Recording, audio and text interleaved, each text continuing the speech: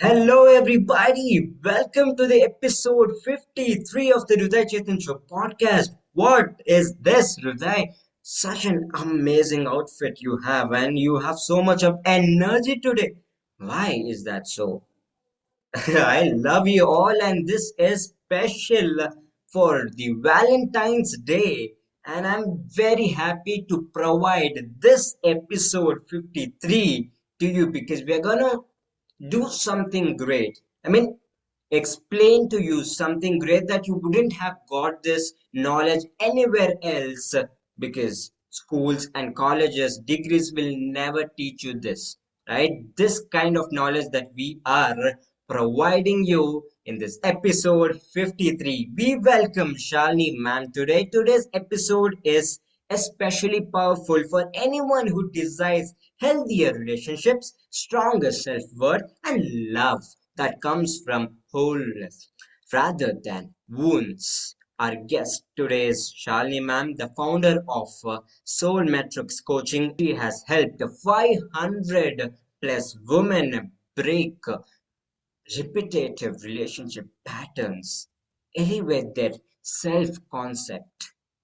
and consistency, manifest emotionally fulfilling and aligned relationships. In this episode, we deep dive into how unresolved inner patterns shape a relationship, why self concept is the foundation of love, and how true partnership begins within. Let's call Shali ma'am on screen. Hello, ma'am. Welcome to the episode. Hello, Hrudai. I'm so Hi, happy to ma'am. be here. Thank you so Yeah, much. how are you doing today? I am doing so amazing. Amazing, ma'am. Thank you so much for being here on this special Valentine's Day celebration that we are celebrating while teaching people the proper relationship knowledge where books does not teach us. Absolutely. I love being here and I'm looking forward to share all the wisdom that I have in store for you all. Hmm. Amazing, ma'am. So let's start off with this question. So, how can we make this Valentine's Day special? Okay. So when we think about Valentine's Day, there is always this thought around everybody that Valentine's Day means it's for couples, right? That's the myth around Valentine's Day.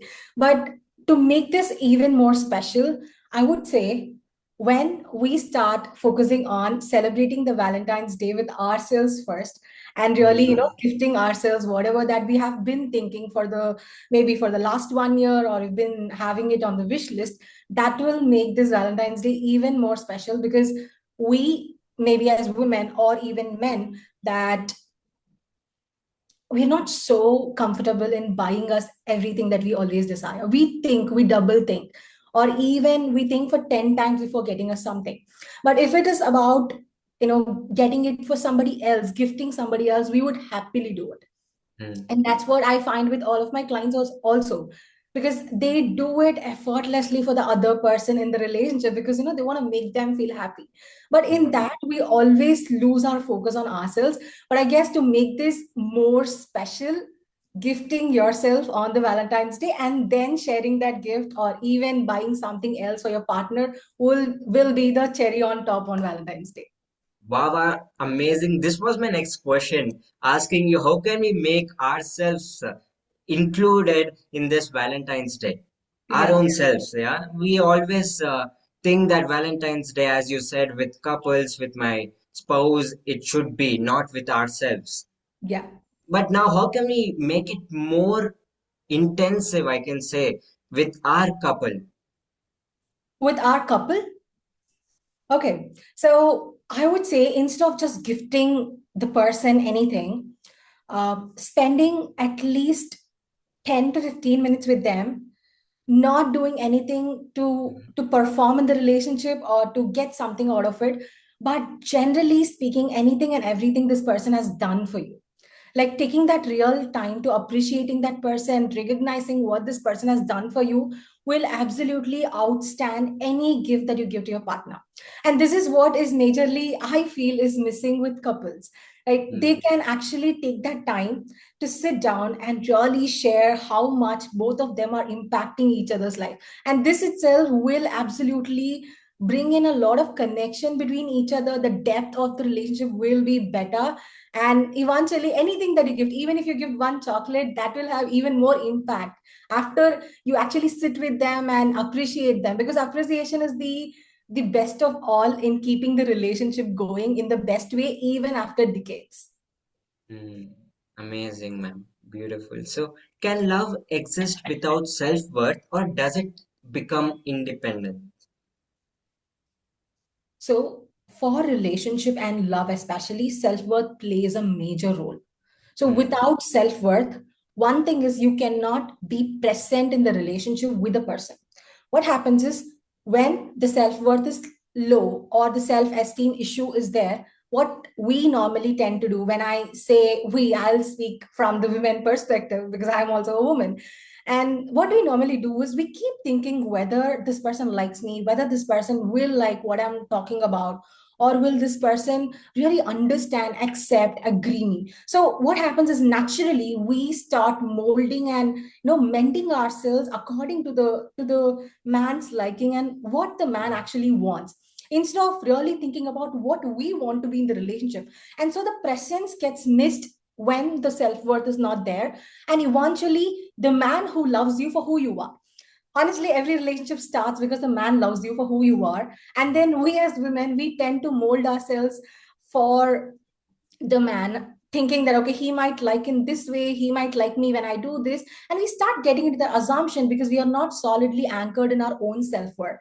So what happens is slowly in that way we start becoming somebody else which we can't even recognize in that context of relationship. And I see this is also a major thing why relationships are so difficult these days, because we are always in that performative state. We are not present at all in the relationship. When I'm with you today, I have no distractions in my place. I am just present. And this is also a relationship that we are connecting with each other, right? Hmm. You're a podcaster, you are talking to me, and I have to give my full attention to you. If I keep thinking, how am I looking, what am I going to do here, will I speak right, will I not speak right, will it benefit the audience, what happens is I lose my focus. My presence is entirely gone, my mind is operating somewhere else, and mind can't of course multitask. So I will speak and I will stumble in between, and I will not be able to say what I really want to say just because I'm questioning my self-worth. So I absolutely think anybody who is in a relationship, anybody who wants to be in a relationship has to first make their self-worth so solid that they think, see, I am the best, right? Like whoever comes into my presence, whoever comes into my energy, going to have the highest impact and it's going to benefit their life. And I think when we move on with that energy and the thought into any relationship, that relationship will be amazing, like without a doubt. Right, amazing, yeah. So, is this relationship with only people with whom you love, or the relationship with any person that you gradually meet and have a conversation with them? This is such a nice question because as a relationship coach, I get asked this question a lot because people think it's relationship means it's between two people, no? Like romantic relationship only, like husband and wife, no marital relationship. But this goes beyond the relationship radar that we have in our minds. Especially, this is about everybody in your life who you have a relationship with, who you come into a slightest contact with. I am working with my client, and that is also a relationship. I'm Hmm. talking with you. This is also a relationship and connection we are building. We have our friends, we build connection, relationship with them. We have our cousins, we build connection. We have our relatives, we build connection with them. Colleagues, classmates, schoolmates, college mates. Everybody, everything is about relationship. And when this one self-worth part gets rectified or gets more refined in a person's mind, what happens is that really impacts every single relationship in their lives. Like the quality of the relationship will only be going up from there, and it will not even go down, or it will not be a difficult aspect for them to struggle within the relationship. I'm not telling that okay, every person you will meet will be great, but that's something out of our control. But when we have these thoughts about ourselves, we have put ourselves in a high regard, we think great about ourselves, and we move with that thought in every relationship, we talk to people with that same mindset, what happens is they match your energy. They literally, mirror back what you are to them. Now, you're being so good, they would of course be good. And if at all somebody is not good, a worst case scenario, we meet somebody who is not at all good, and who is negative and all of it, they naturally fall off from our lives. Hmm. They will not be able to cope up with our energy. It's more like, you walk into a room and you like the person who's all happy, excited, and who is Hmm. like owning that room. You want to be around them, you cannot like resist them, you want to be there, you want to also have that connection with them, you want to know what are they even talking about. And they Hmm. might be talking about the basic things also, but their energy will be so charismatic that you want to be with them. And those who are not aligning with their energy, they will naturally feel like, okay, this is not my place to be in, I will just walk out. Hmm. So that's what actually happens when the self-worth part actually rectifies or refines in a person, and they start meeting people who align with them, who are in their same mindset. They get quality friendships, quality women, quality men in their lives, and the relationship, all relationship will be so better that everybody starts respecting them for who they are. Because normally with self-worth, basically, we all have this thought around, we connect self-worth with money, with what I Hmm. have, right? With how much of asset I have, with how much of wealth I have, money I have, how much I'm making. And every one of our worth is some way unconsciously connected to what we bring physically to the table, physically to the relationship. We always measure our self-worth with quantity, Hmm. not quality at all. Like, we have so much to give. That energy that we are giving to the other person can itself benefit the person's life. But we think, okay, we need something special. I have to keep talking to this person. I have to be available for them 24/7. Only then this person will like me. Only then this person will love me. And this puts this entire self worth concept into a box. Self worth is actually limitless, right? But we put it into a box saying that if I only give this, I am worthy. If this person gives me this, then only I am worthy. So we start outsourcing our power.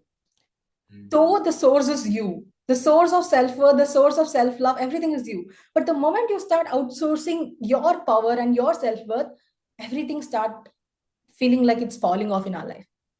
Everything starts feeling like it's so stuck. I'm unable to move forward. And the stuckness is within us because we are not owning our power. Everybody has power. Every single person, you and I, all of us have unique energy. All of us have unique power. And words can be easily tricked and easily tweaked. And it can even be something copied by others. But your energy is so unique that nobody can copy it. Like, Hmm. your content can be copied, your courses can be copied, Yes. your coaching style can be copied. But if you're operating from your own self and your own energy, you have limitless, subconscious mind, Hmm. and the wisdom will keep flowing. But the one who copies will absolutely cannot really sustain it because it's not their idea. It's like, I am Hmm. the original person, and my energy cannot be faked at all. They can fake everything else, but not the energy. Same like Hrudai. Somebody can literally start a podcast and they can take all your strategy and start putting it. But Hrudai will be the one person who will be really successful because Hmm. it's Hrudai's idea in the first place. So that's magnetic, that's what is the power when we own who we really are. And I think who we really are is self worth. When we know, when we do not connect to, how am I feeling today? Okay, so I'm feeling bad, so I'm unworthy. I'm feeling not so good today, then I'm unworthy. I'm feeling sad little bit, I'm feeling depressed little bit, then I'm unworthy. This person did not text me, call me, then I'm unworthy. If we start doing this and we really understand who am I without any of this from the outside world, that Hmm. is true self-worth. Wow. I Amazing, think ma'am. I've elaborated it so much. Yeah, this was mind blown. Let me tell you, I could relate each and everything because I'll tell you, at first, I wanted to copy my mentor. I Mhm. just copied it, but it didn't work. As you Yeah. said, energy, their energy and my energy did not match. The Yes. kind of energy that I wanted to give, I wanted to give like them, their standards, but I couldn't. I just copied what they did. It didn't come out. But when I tried with my own style, in my own way, then it worked. My This is my energy style and their energy standard style is completely different right now because I learned the way. So thank you so much, ma'am. This was just amazing. I'm so glad it happened. Yeah. So now, how can they meet each other's expectations? Because of this expectations of each other's, conflicts start, Yeah. breakups, marriages fail. Okay. So, what is a major mistake that we all do in relationship is that we go into the relationship because we like that person so much, Mm, and however they are, whatever they do, they even sip a water bottle. You're like, oh my god, this person is everything. Like he is so good, she is so good. And then what naturally happens is when we tend to adapt to each other in our lives, like we are always being together 24/7. First 6 months, we spend a lot of time together, knowing each other, and once we get to know each other and after 6 months of time, what happens is, or maybe 6 to 1 year, or maybe after 1 year also, it just I'm giving an example. So beyond that time, what happens is we want the other person to be the way that we want. You see, mm, yes. the control is what really sabotages the relationship. It's not expectation. So you can expect. It's your Mm, expectation. And you can also understand that I can expect anything that I want. I can expect the world to be under my hands. But is it possible? Not possible. That's the capacity of the person. We have to absolutely understand. When we are in a relationship, we also have to see it from their perspective as mm, what they are capable of giving us, right? And we can absolutely work on their capacity also without fighting, without bringing up fights, nitpicking each and everything. So the reason why you've clearly mentioned in a right way is that expectation is where the problem starts in a relationship, and eventually breakups happen, marriages fail, and all of this. This is true. But I'll take you through this in between piece of this right. expectation and the fight. So when the expectation comes in, I do not let it be an expectation. I Mm, want to make sure this person meets my expectation and I start pushing it into the person. Though this person doesn't want to do. Let's take an example that I want to go out to this specific place, to this specific cuisine of a restaurant. mm, mm, My person does not like it. mm, Now, what I would probably do, I would say that, oh, I want to be here, I want to go, I would want to try. And if this person says, no, I'm not liking it, what I naturally tend to do previously before, learning and understanding all of this, I used to push. I used to immediately, keep my face like this, and then mm, obviously starting a fight from there. Oh, he's not understanding. He's not saying this. So we start taking that simple rejection mm, so personally that we start connecting it to us. Oh, he doesn't like me, that's why he's not doing it. He doesn't love me enough, that's why he's not doing it. And she doesn't want to be with me, and that's why she's saying this way. Because if love is there, he has to do it. If love is there, she has to do it. So that mm, has and need in the relationship is what actually sabotages. And mm, immediately the moment the expectation comes in, the fight doesn't start over there. Expectation doesn't create fight. When we have an expectation, we put out the expectation, the person says yes or no, we start creating assumptions about the person. mm, yes. Expectation did not create the fight. It's the assumption that we are thinking, oh, he doesn't want me. That's why he said no. She doesn't like to be with me. That's why she clearly stated she can't do this. So we connect a situation to who we are and we start distancing ourselves from the person. Imagine this, you don't like this person and you're entering the room with this person. No matter what good they do, you will not like them. You will feel like, oh, something is off. What's so big about them? That lethargic nature will be there with you because you don't naturally like them. So what happens is this creates a lot of resistance with the other person. Mm, The assumption that, oh, he doesn't like me, he doesn't want to be with me, and this assumption makes us to act in a certain way, talk in a certain way, be in a certain way. The presence will be gone. I am fighting in my mind with him. I am not present. So eventually this person can absolutely understand what is happening with me. He's also a human being. We're all connected with oneness of energy, and this person can absolutely understand what am I going through. He might not able to figure out the words, but he can actually feel, okay, something she is putting on her mind, and probably playing with it. And that's what really creates the distance between the both of them. And slowly this distance keeps increasing because the person in the relationship is putting the assumptions, building the assumption even when it's not true. mm, And it's not at all true. When that man is not like that, when the woman is not like that, we start making assumptions about the expectation that we have had, and we connect it to who he thinks he is and who he is in the relationship, and we club it all together, and now we are confused. Now we are questioning whether this person likes me or not, whether this person loves me or not. So it eventually comes down to the point of, does he love me, does she love me, does she want to be with me? One expectation only. So it's a control of, I want the person, I need the person to be this way. It has to be in this way. We want everything in our way. But Mm. in relationship, there are two people, right? Like it cannot always be in your way.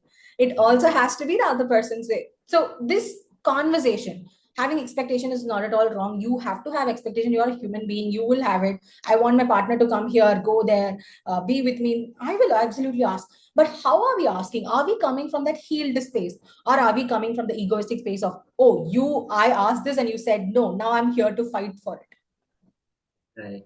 and not really coming from a heal space. And that heal space conversations actually take you to a different level of relationship and connection between both of you, where the person also respects your expectation, where you also respect the other person's feelings and why he says no, what is around it. You will actually learn to understand the other person without concluding. So expectation with conclusion will actually sabotage the relationship, but expectation from a heal space where it leads to conversation will actually open up a lot of understanding and depth between each other.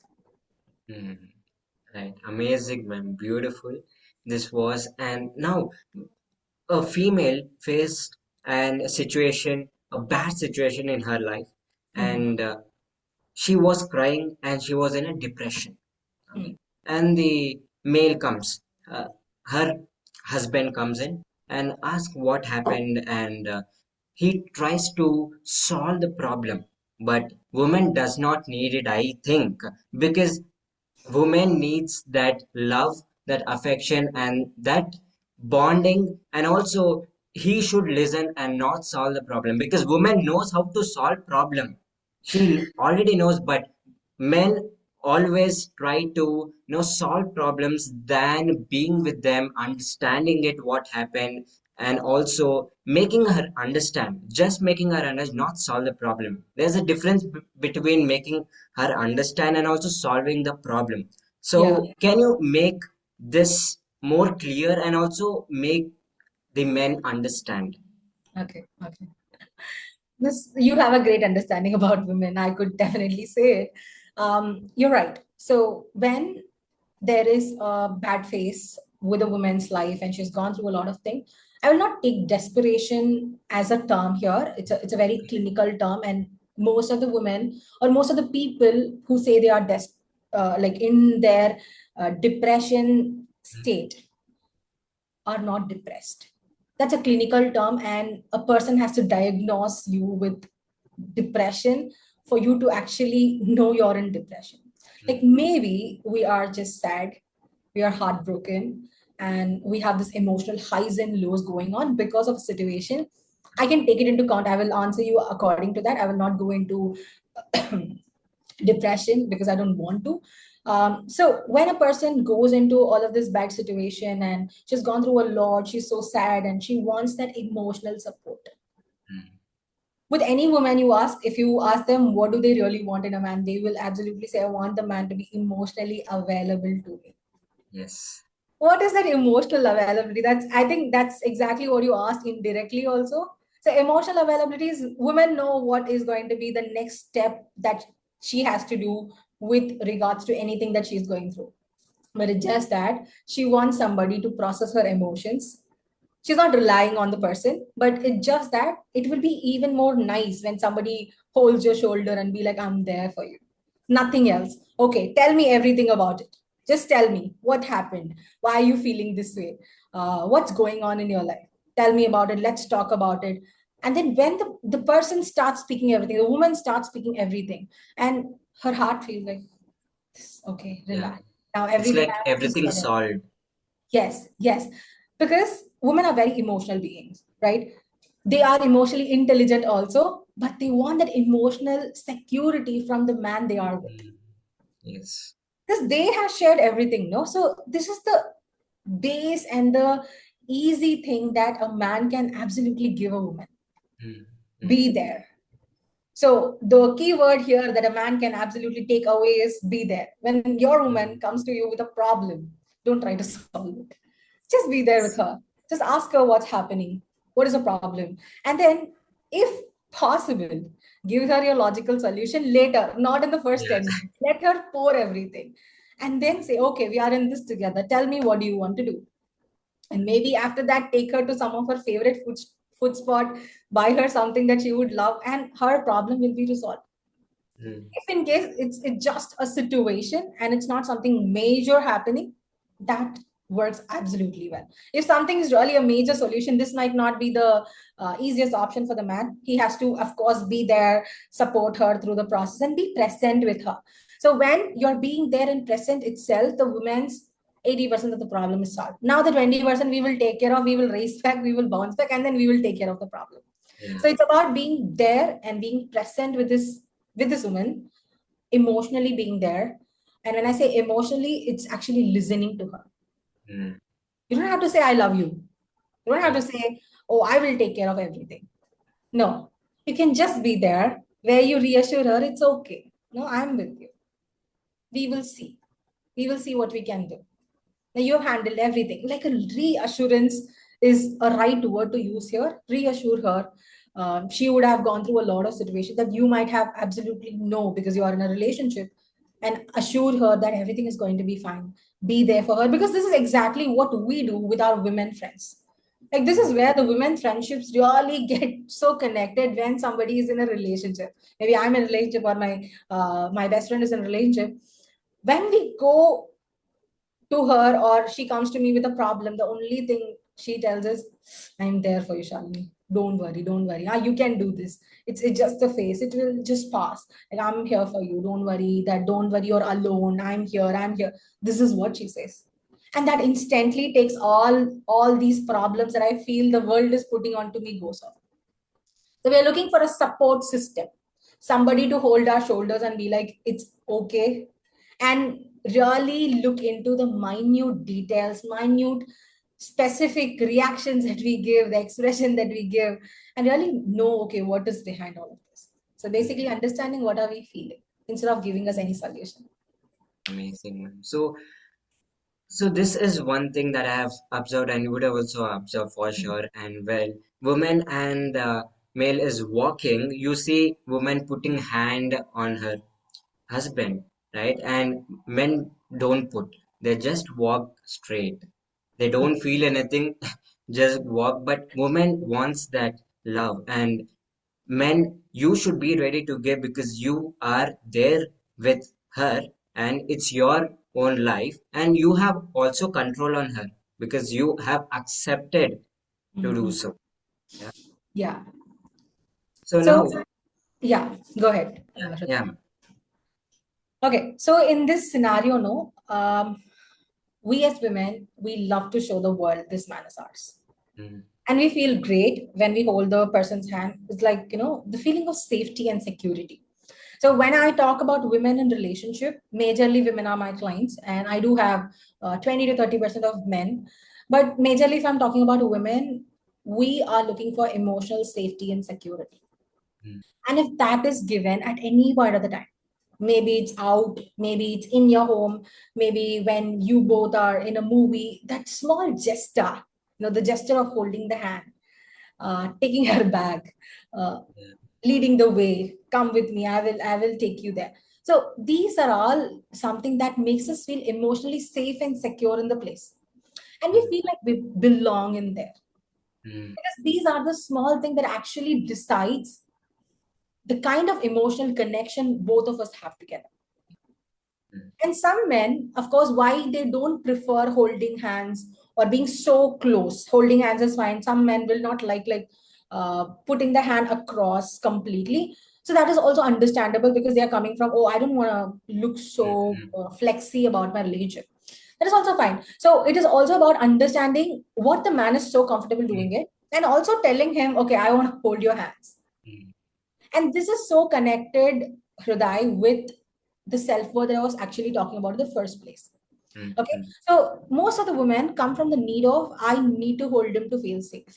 mm, mm, But when there is no need, and it's like I want to hold your hands, the mm, conversation will become effortless. The conversation will be driven with love, by mm, love, and for love. And what happens is the man will naturally feel like holding your hand. So mm, without actually feeling the judgmental thing around, okay, he's not holding my hand because XYZ curries in. Instead of just jumping into conclusion, if you express your need as to, I really want to hold your hand in a sweet way, of course, every man would melt.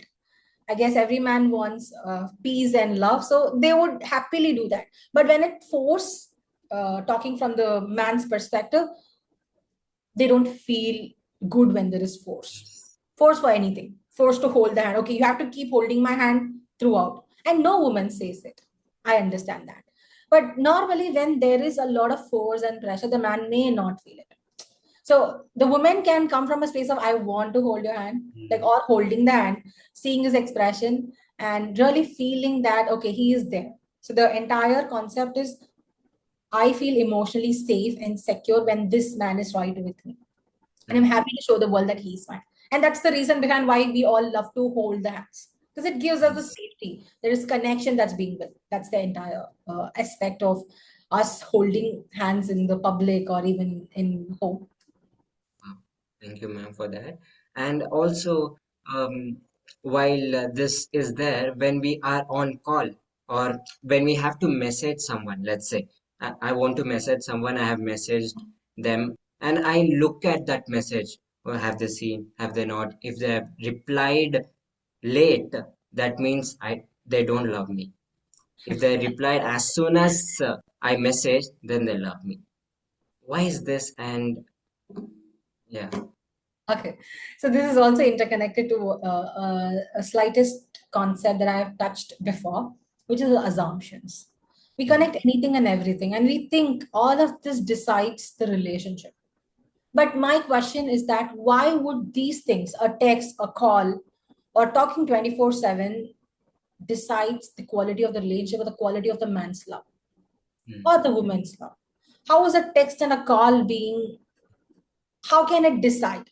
So instead of just letting your subconscious mind that has experienced a lot of past things and struggles in relationship, and a man probably would have left in the previous time when his text has started reducing, and then they have gone through a breakup, and when they come into another relationship, they eventually come with the same traumatic experiences.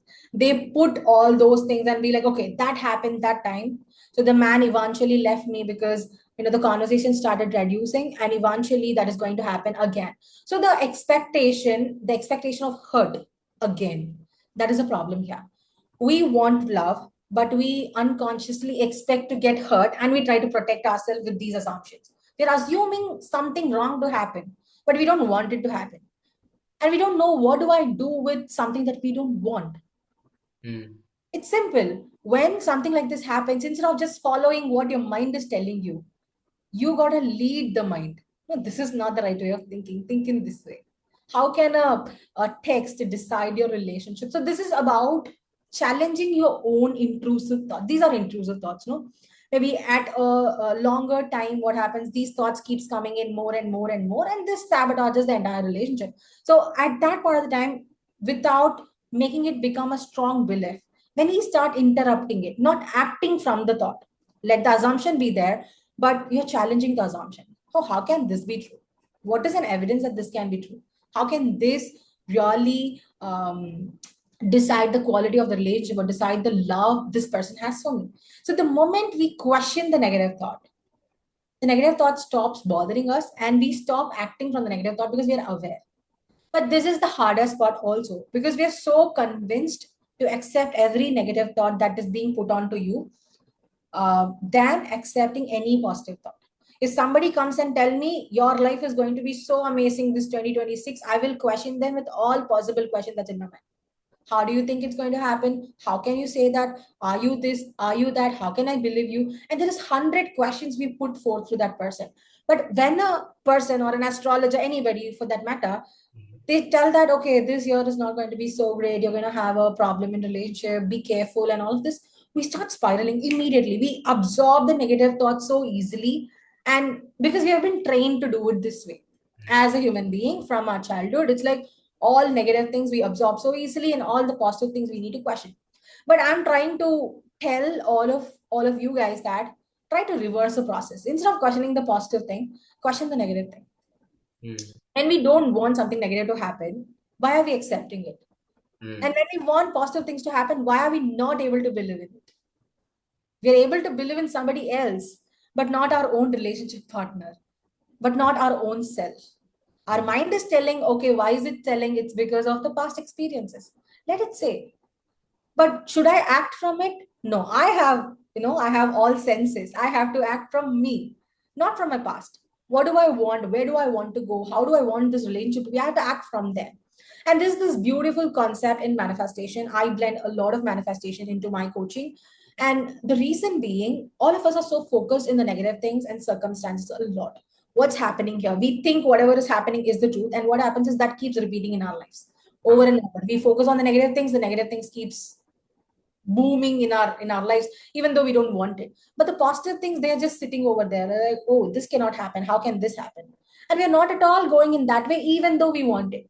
So when we start focusing on what is the result I want to get, what is the outcome I'm focusing on in my relationship, and you start aligning, choosing your thoughts and feelings according to that, even though your mind tells you to choose something else. So you have a choice, right? You always have a choice. You either choose the negative one or you choose the positive one. We have been programmed to choose the negative one automatically. That's how the world has taught us. Now you break the pattern by interrupting it with a question. Like, why do I have to believe you?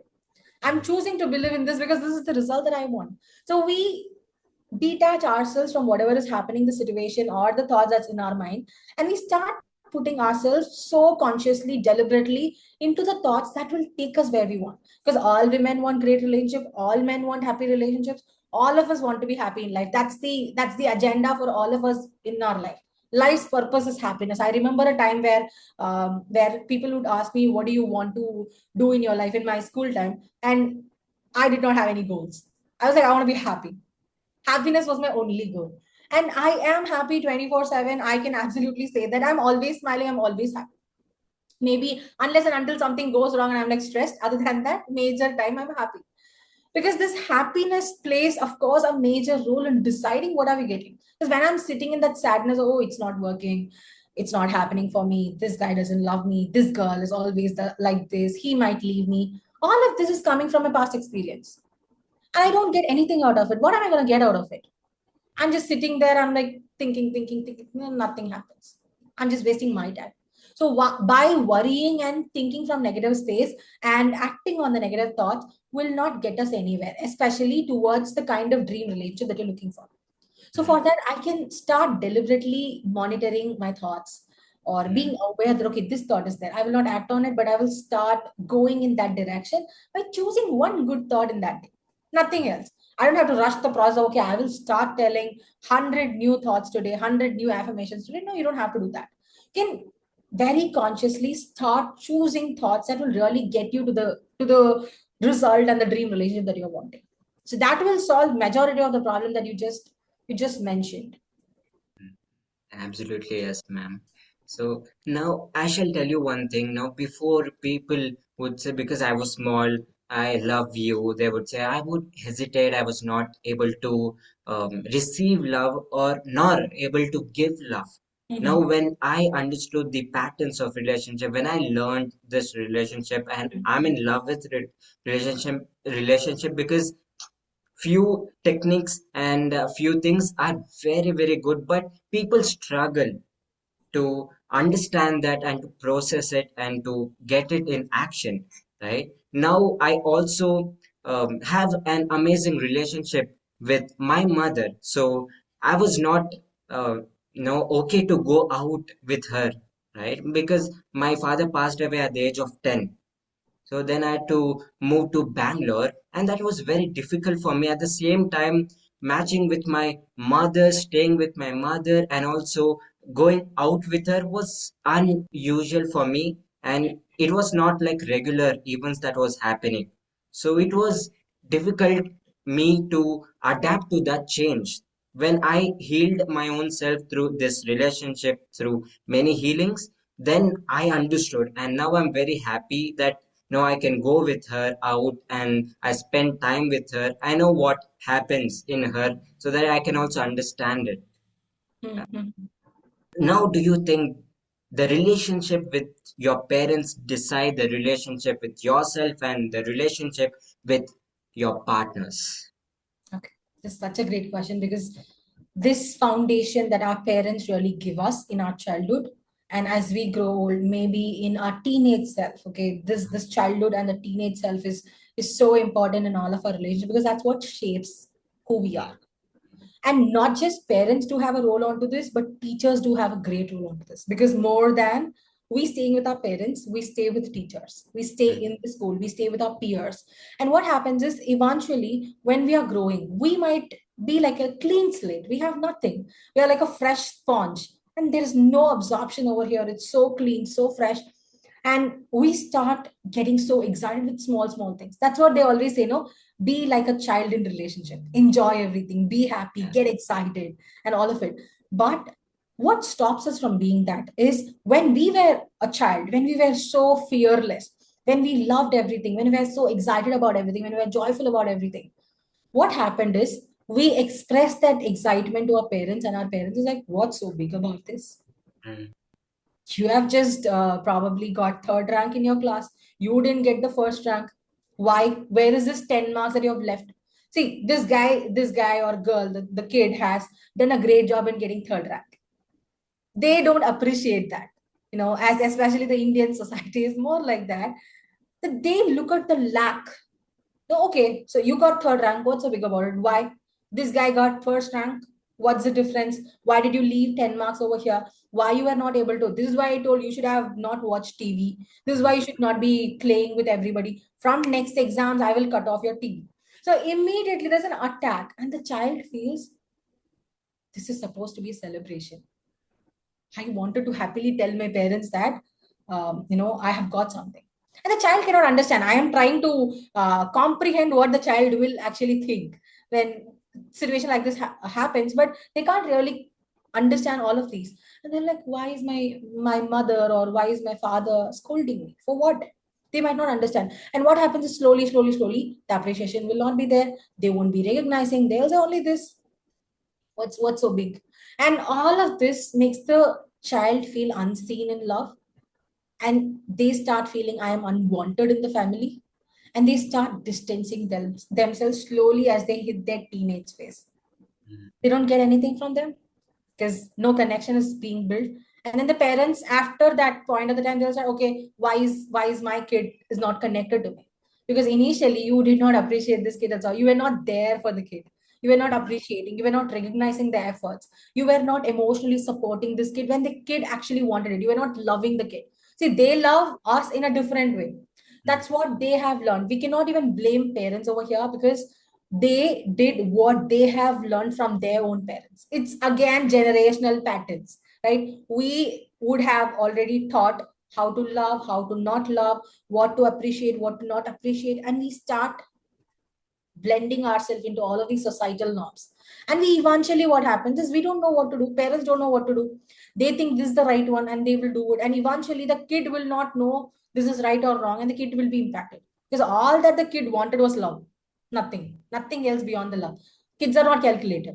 They want love. You come, give them love, you appreciate them, they will become so confident. They win in something and you're like, oh, you did so great here, I'm so proud of you, like you are a blessing to us. The kid will outshine, outsmart everybody in this world. There will be no point of the lack of confidence in the kid at all, because how the parents really have said us certain things, have handled certain situations that we have brought to them, that literally decides how we show up in the world. They are shaping us, their thoughts, their actions, their things. And that's why those who come from a family of unavailable parents, who are not there for them, when I say there, they would have been financially there, they would have been physically there, but not mentally and emotionally. Because they, of course, have a lot of duties, responsibility, all of it. I understand when we talk from a very practical point of view, but the kid doesn't understand all of this. Kid only knows emotions, and when the emotion is not there, of course, the kid is going to feel so distant.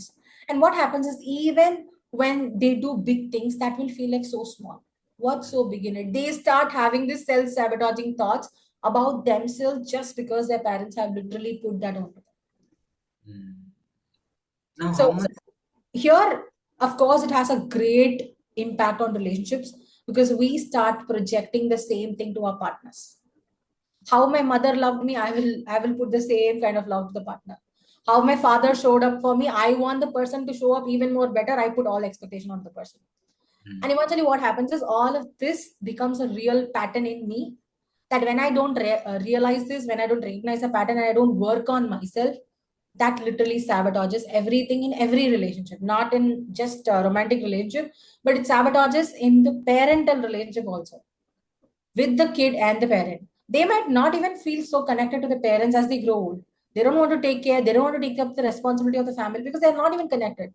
It's more like, oh, you didn't do anything for me in my life. They would have done everything. They would have bought him whatever the kid wanted, clothes, bicycle, whatever you name, they would have got it. But the kid will be like, no, you didn't do anything. So that is coming from the emotional perspective, and this sabotages all kind of relationships. mm. Right. So, how much time do you think that men should give to women every single day? There is no specific time limit, but I would normally say spending at least 15 to 20 minutes having some conversation, something valuable with your person, with your partner, would really benefit your relationship on a long term. Like every single day, not making it as a rule. Like I don't like rules. Like it doesn't have to be a routine that you follow. Okay, I come back from work and I'm like, I have to sit with her for 15 minutes because it's a norm. That's not the case. Find 15 minutes. It can be in the morning also. It can be you both waking up and going on a small walk, maybe in the same community, or it can be just sitting in your balcony, having a cup of coffee and discussing, okay, what do we want to do in life together? Where do we want to go? Like, what are the things? Planning out things beyond the financial planning. They can actually start planning life and enjoy, share moments with them, and spend at least 15 minutes. The bare minimum, I would say, spending 15 minutes, finding 15 minutes time in your busy schedule and being with your wife or partner, whoever it is, and being there for themselves, asking them about their day, asking the man about the day. Instead of just pushing on everything that we have on our hearts, we can actually let the other person also speak. We listen and then we talk, they listen, and eventually it will feel like a lot of reciprocation happening between both of them. It's not Mm, like only one person is dominating everything. It's not like, okay, I want to keep talking and the person will listen, and I'm like, okay, chalo, 15 minutes is done, I'll no. It's also letting the other person open up about, okay, what happened in your office today, why are you looking stressed today, was the food nice? And if the food was nice, the man can absolutely say, oh, I loved your food today. They can start, it actually starts with appreciation, like every single day being grateful, being grateful for whatever the person gives. Even if the person is not perfect, nobody is perfect, I'm not perfect, you're not perfect, nobody in the world is perfect, but we can be consistent. When a person is not perfect and you still have a lot of things that they can improve, you want some expectations, you have some expectation, and this person can be better, we can actually allow space for the person to become better. This doesn't mean we go fight, and this doesn't mean we push on our opinions. We allow this space, we appreciate what they're already bringing to the table, and the man or the woman will naturally feel like bringing more to the table. When a person feels appreciated, when the person feels like, oh, I matter in this place, the person will do way more than what they actually do. This mm, is the cheat code for relationships. You appreciate the person, you really feel grateful for whatever that they bring to the table, you communicate it, you express how amazing they are, and you feel how grateful they are, and what kind of an impact and benefit they are bringing to your life. That person feels seen, heard, and understood, yes. and they feel valued. So when these feelings are there, emotionally they feel secure, emotionally they feel this is their home, and they feel like I have to be here, I love to be here. And that love feeling, when it comes itself, they will tend to do more than what they have in place, more than their own capacity, be it woman, be it man. When they feel appreciated, when they feel valued, when they feel loved, they will do more. This is human nature. I love to overgive. We could Mm, have like set of questions, set of answers, we're like, okay, let's just stick on to this. mm, But our human nature is, when we are connecting with each other, I want to speak more, I want to bring in more of the value, and you want to ask more. It's like more is our nature. We love to give. And when we are giving from that overflow, right? Like the entire thing, I am already full of love and I'm ready to give it to the other person. I will not feel like I'm over giving. I will not feel like, oh, this is too much, I should not give too much and all. We start putting conditions over it. When it is so natural, when love is flow, love is meant to be flow. When it's a pressure, it starts being limited. And Mm, when the flow is there, eventually the person will feel like, I want to be with this person more. I want to do more to this person. I want to bring more to the table. And eventually they start connecting better. All the expectations will be resolved here itself. When we stop complaining in the relationship, when we start appreciating, and when we start spending at least 15 minutes a day, and we start valuing whatever they are already doing. I understand you might have 10 more things in the checklist of your dream man and your dream woman. But whatever they have, even if they have 5 things, start appreciating it, be grateful for it. That's still a great thing. It's more like you're halfway through. Now, this person will also have room to elevate themselves, because I truly believe every person in the world, mm, good, bad, whoever it is, anything from my past, anybody from my future, anybody in my present, they all have room for growth, and they all can absolutely elevate themselves when we mm. give them space. When in pressure, we cannot grow. When we give the space and we appreciate them, they really grow a lot, and they elevate to yourself. They will start matching your expectations even without you asking. Mm. Yeah, amazing, man. So when men are in business or doing job, they have to be present there fully. And when they are at home, they have to be present fully here and not carry the old baggages or the uh, all frustration that they have in their business and put on their wife like this. They can't do Absolutely. that because no, you are doing work there and you have to complete there and come back here and have fun and leave Yeah. all those there itself. And Yeah. if they can do this, their relationship will be awesome. Most of the problems will be solved here Yes. because Yes. they carry all those things at home and they burst out once for all of just one question: how was your business? That's it. That is very true. So, processing of emotion has to be done by both the persons, not just one person. I also have to emotionally process all my emotions and not really put that emotion onto the other person, because it's my life, my responsibility. I've got to take responsibility for it. And if I'm feeling sad, it's my responsibility to make me happy. My happiness is not my person's responsibility. Mm, This is again a biggest problem in relationship. I give my responsibility to the other person, saying that okay, he has to make me happy. He has to do this, only then I will be happy. So what happens is, of course, energetically the person starts feeling so much of pressure to have everything on his shoulders. Same as women, when the man starts thinking she has every responsibility, she has to make me right, she has to make me feel good, then the woman feels pressurized in the relationship. So energetically speaking, gender does not matter here. mm, Both of them feels the pressure, and when the pressure is the love, love doesn't stay. Love becomes a duty, a habit, a routine. But love is meant to flow, love is meant to feel natural. So that only happens when we process our emotion. We don't bring all the emotions and put on to the other person. The yeah. other person is also poor girl, poor boy. They also have everything to process. It should not be like I am the center of everybody's world. I am the center of my world.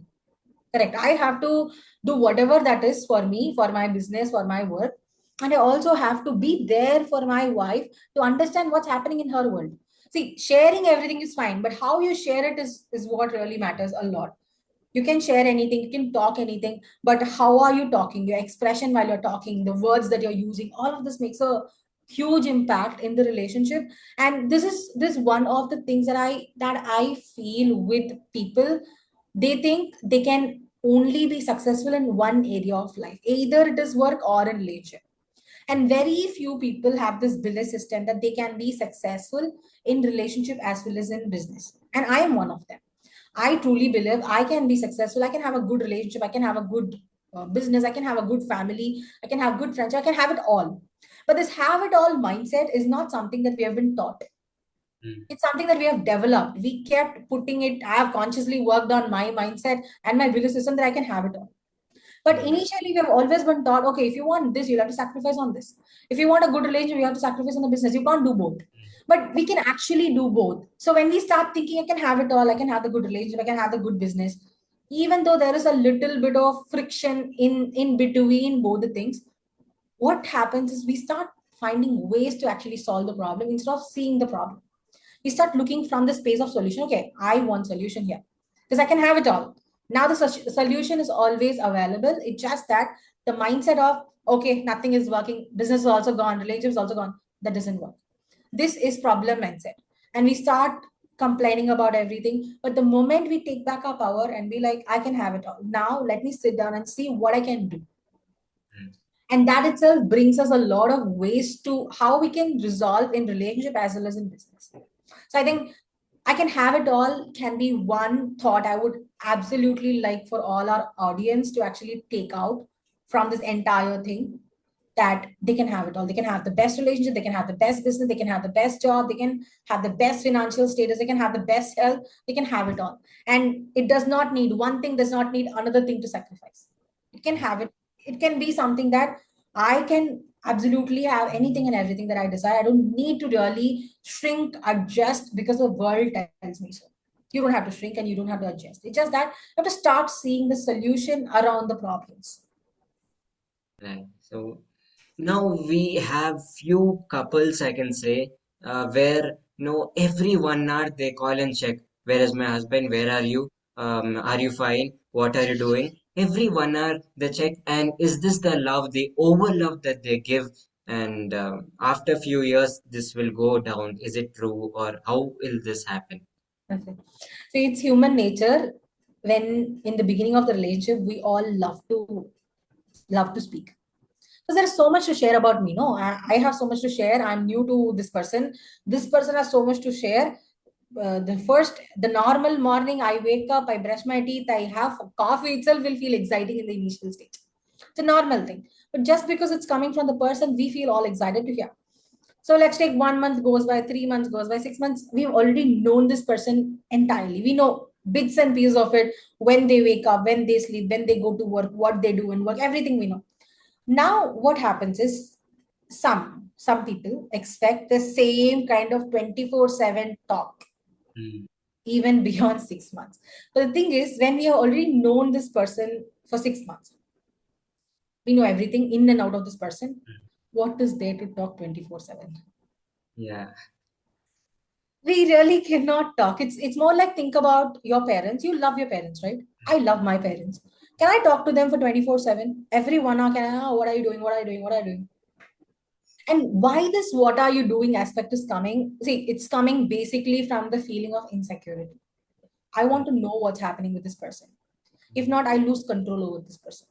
Mm. I don't know what's really going on with that person's life, be it a man or the woman. Both of them are like that. So I want to keep a track of what they're doing. And this happens because the person is not having the life on their own. Mm. They're not full of their own life. They want that inclusivity where the person is their life. Mm. Big problem, a big red flag, I would say, in a relationship. When we are all about the other person, what happens is this is where is the starting point of obsession. Unhealthy obsession. Obsession is good. When the man is all about me, I would feel absolutely happy. When I am all about the man will feel absolutely happy. We all like obsession, but if it's not healthy, if it's unhealthy, I'm constantly calling, where are you? What are you doing? That person might be in different thing. First 2 3 days he will happily take it. First 1 to 2 months they will take it. They will say everything, and after 6 months, no, the thing about, why do I have to keep saying I moved my chair now? I Yeah. just got out of my office today and I'm probably going on to eat. Of course, when you're going out, that's a different thing. You can absolutely inform that and all is fine. But this 1 hour check doesn't really feel like a natural flow. Imagine all of us have best friends, all of us have parents. Do we have the urge to call them every 1 hour once? Naturally, all of us, including me. We don't. Why? There is a lot of certainty and security. This person is my best friend. These people are my parents.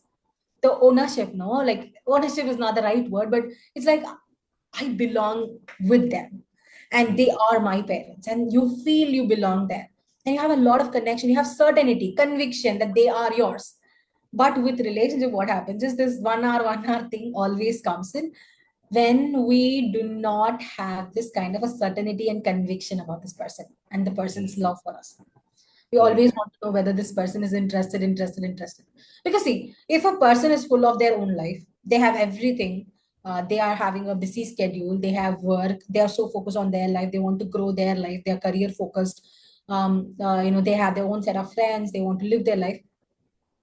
they actually do not have the natural instinct to call their man or woman every 1 hour. So the basic underlying feeling is insecurity. Mm. Like people can sugarcoat it by saying, no, I want to know what my man is doing. I want to know what my woman is doing. But the intention behind why you do it. I don't speak to my man for 8 hours, 9 hours. I send a good morning and probably we'll connect in the evening saying that, hey, what's up? Work is over. That's all. And then we will probably talk. That's a different thing. And also, over the call is different, but messaging, when they're with cousins, family members, also they have their phone and messaging. I've seen people next to me only, they're sitting. Their husband is just in work and they are yet to come. They will come. They'll take their time. They've said yes, Yes. they'll come. But they're messaging. Where are you? Come fast. I'm waiting for you. What are you doing? All these things where doesn't make any sense in relationship for me, as I can tell See, you even that. when you're telling me, do you feel a lot of pressure when you're saying it? When you're feeling that heaviness, when you say, okay, come fast, where are you? What are you doing? I want to know. There's like a lot of pressure. This is not the normal way of it. Like, we don't want to say that. And when we do that, it's absolutely coming from desperation. It's absolutely coming from obsession. It's also coming from the insecurity of, I don't know what this man will do. Mm, That uncertainty around it. If you're really certain, if you're emotionally secure, if you're safe and you're full of your life, you will not be doing every 1 hour call. I can absolutely guarantee that. Like 1 hour call is like impossible. I've been sitting with you for the last 1 hour and I cannot like stop this and like I'll have to call my person because I want to know what he's doing. That's like I truly feel being as a relationship coach, this is what obsession feels like. This is what desperation feels like. People can sugarcoat it, but the energy behind it is, oh, I don't want to leave. I don't want this person to leave me. And there is also this abandonment issues. I don't want them to completely ignore me if at all I don't talk to them, if at all I don't keep nagging them with all of these things, they might find somebody else better, they might be interested on some. So it's coming from the space of abandonment issues. It's also coming from a space of insecurity around the person may not choose me. And when we say why all of this is coming, the underlying thing is self-worth that we were actually speaking in the beginning of the session, because it's the identity I own as a person. If I am not feeling so confident in myself, I will doubt every single relationship I am in. This is not the man's problem. This is not even the woman's, the opposite person, whoever it is. If a man is in a relationship and the woman is the opposite person, and the woman is in a relationship, man is the opposite person, whoever does it, it's coming from the space of, I want to know everything about it because I'm so scared that what if I lose control and the person leaves me. But a secure person will not do it. yes. They will be full of their life. So even when you let the partner be full of their life and you come together, you be as a partners, you share both of your lives. He shares his life, you share your life.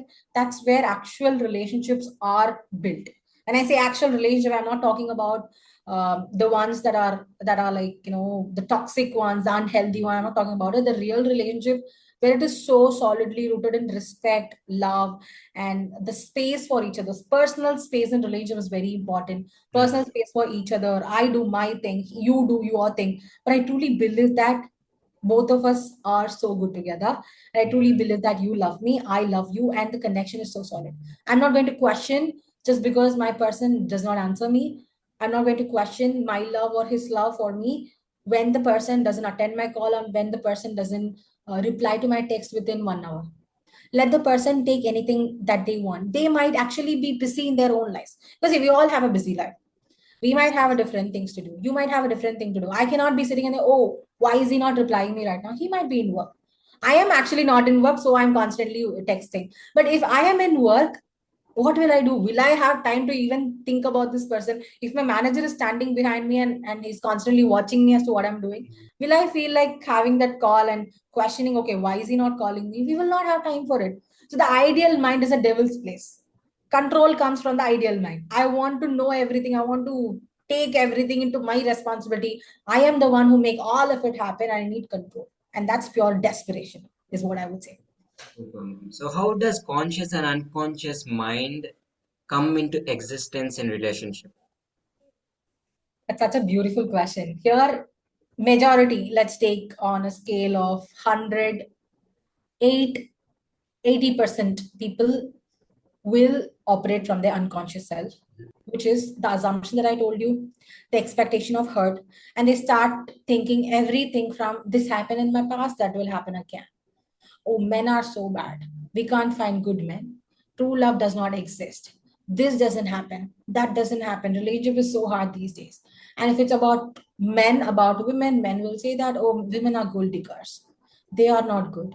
These days, finding a good woman is so bad, so difficult. So, all of this is the unconscious mind's play. And unconscious mind is basically the ones that has a lot of programming that we have taken from the world, from Mm. the relationship that we have seen, from the TV shows that we have watched, from the movies that we have watched, from the series, from the friends who were in relationship, they have shared their experience with us. So it's more like files stored in our system. And the files are corrupted, virus file. And we keep opening that, it has started coming and sitting, and that has started ruining our relationships. Mm. So all the unwanted things, all the things that feel so heavy in a relationship comes from the unconscious self. Not the conscious selves, or I would say higher self, right? So it is about consciously and deliberately thinking, what do I want in a relationship and who do I want to be in a relationship? Mm. If I don't want the person to be that way, I also should not be that way. If I expect the person to show up consistently, I also have to show up consistently. It's not just the one man's job or one woman's job. It is both the person's job. So when I show up, when I do what I want to do and I want to receive, the person also does it so easily. So consciously thinking and moving in a relationship, consciously acting from a space of, okay, this is the kind of relationship that I want. Now, how do I want to be? If I'm thinking of receiving my dream relationship, what is the version of me that can easily receive this dream relationship? The man who's consistent, the man who's loyal, the man who's honest, the man who's all about me. Which version of me can easily receive it? The version of me who's complaining, who's worrying, who's overthinking, who is constantly thinking good men does not exist, true love is not possible, happily ever after is a lie, cannot really manifest, cannot really attract a man who is good. Mm. Good men exist. I truly believe good men exist. Good women exist.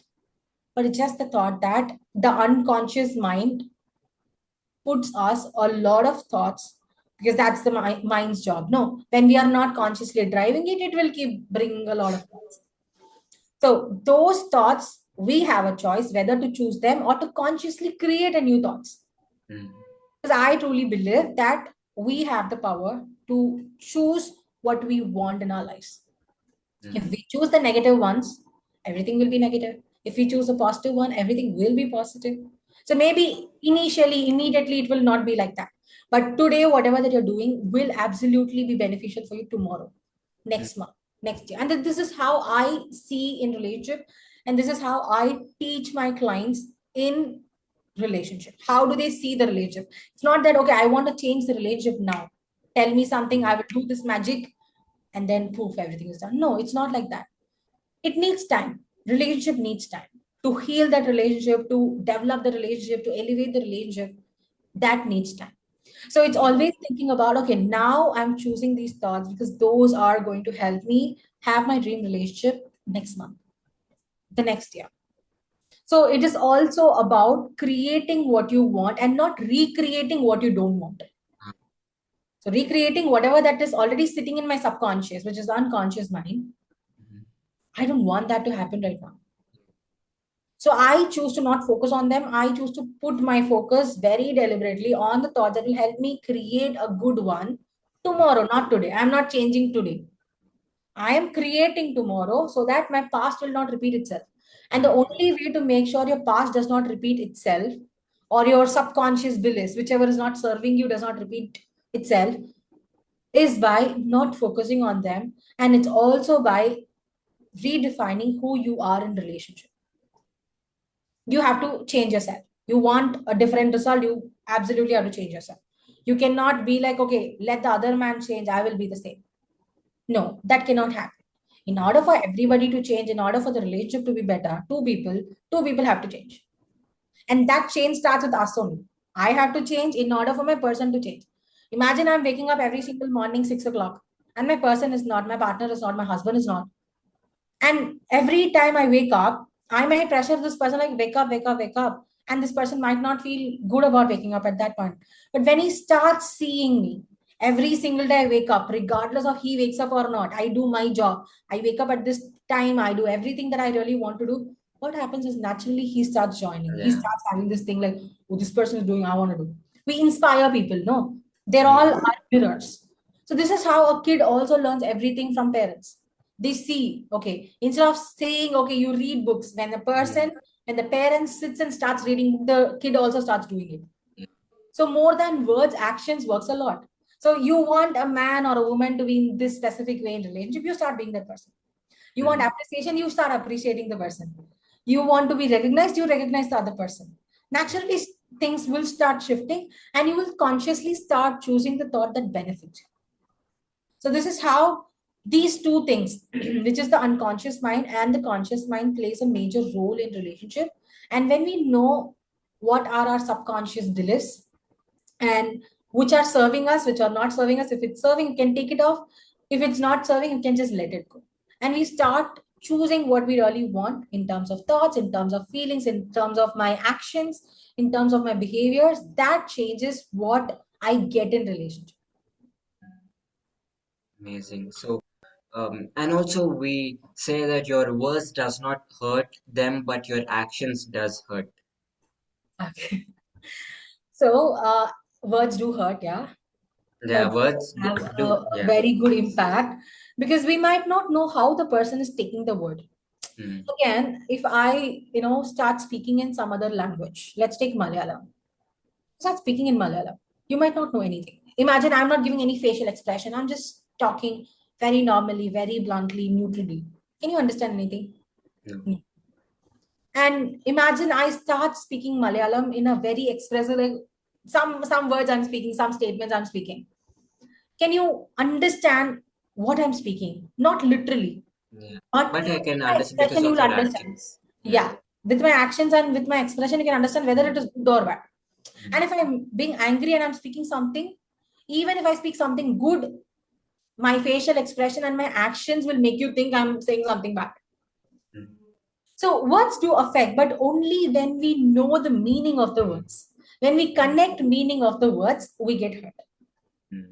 right? So every word has certain meanings, and we've all learned it. Our subconscious mind has a lot of files stored in for each word.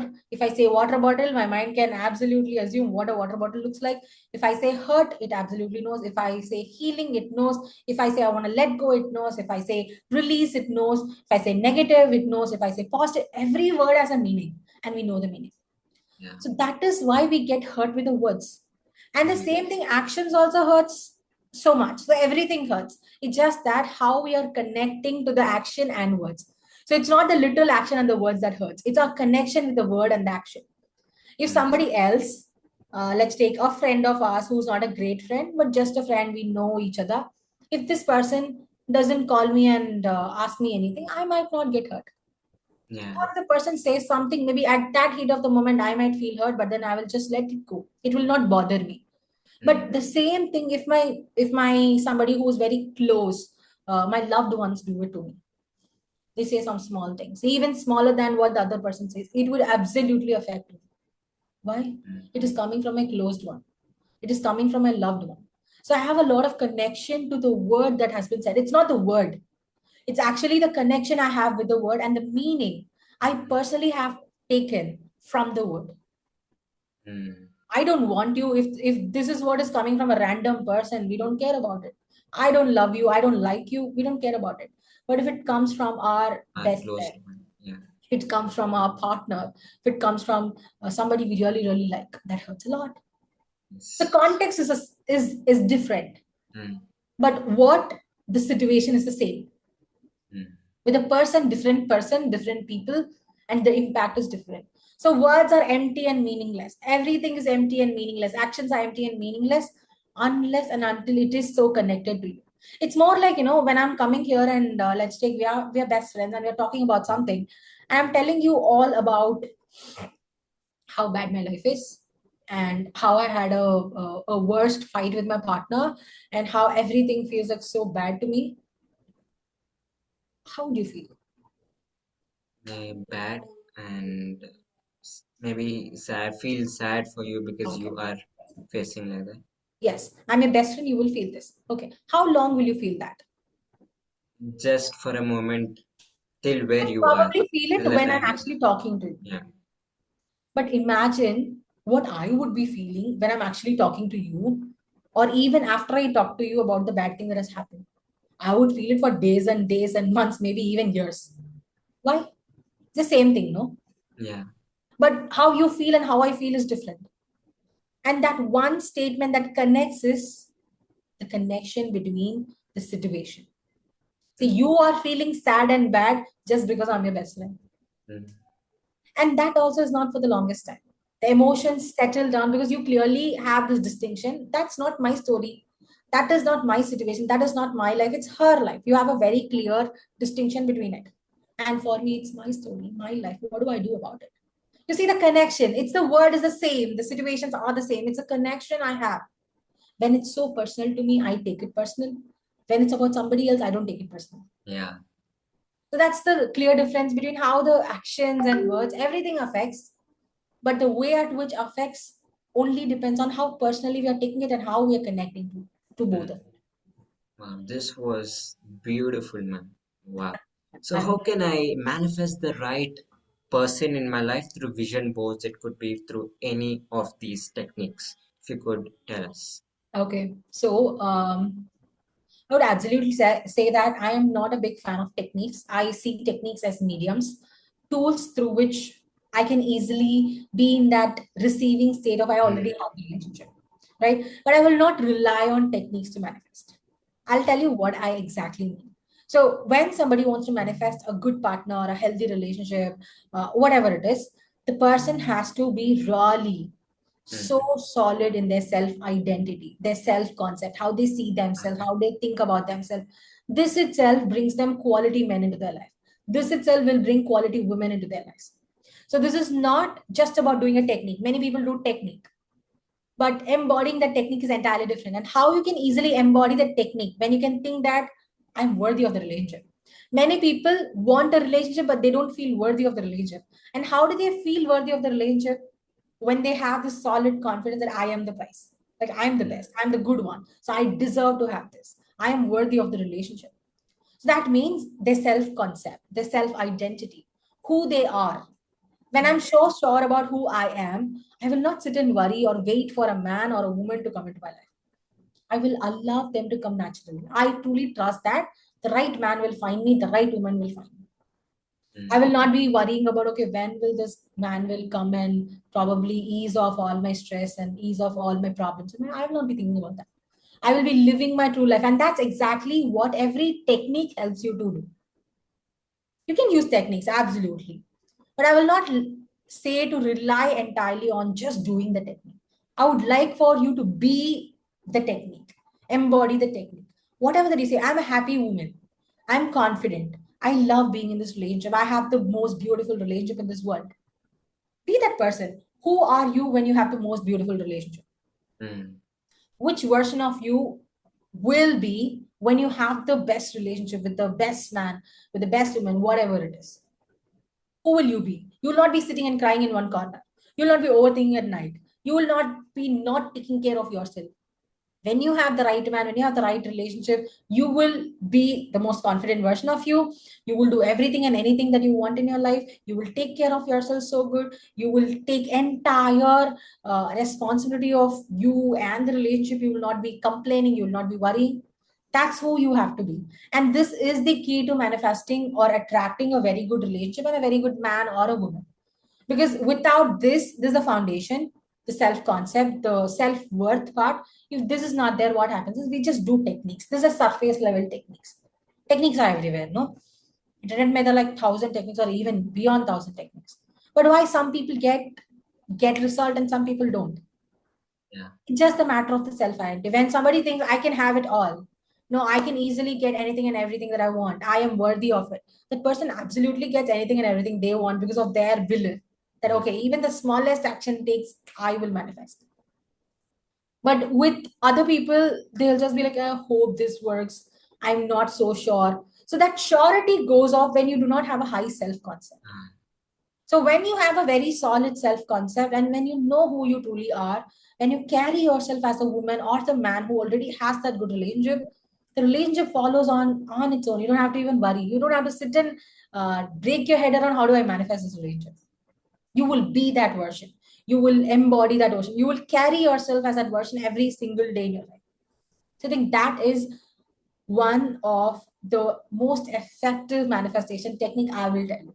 It's working on your self concept, it's working on your self identity, working on your confidence, working on who you truly are, understanding yourself, not leaving yourself, not abandoning yourself, choosing yourself over anything and everything else, making yourself as a priority. And all of this, the man, the woman that you get, or the relationship that you get is a byproduct. You are the source. When you do this work, the result has to come. But when you just focus on the result, you leave out all of these, what happens is even if the result comes, that may not stay. This is something that even I do with my clients. I tell them don't just focus on getting something, getting a man, getting a woman, and getting a relationship. That's so basic and that is so surface level thing. You have to go deeper onto it. See, many of us or all of us don't want a relationship to just get a relationship and then 3 months into it, I don't know what to do. Now the relationship has gone back to the same situation. We don't want that. We want consistency.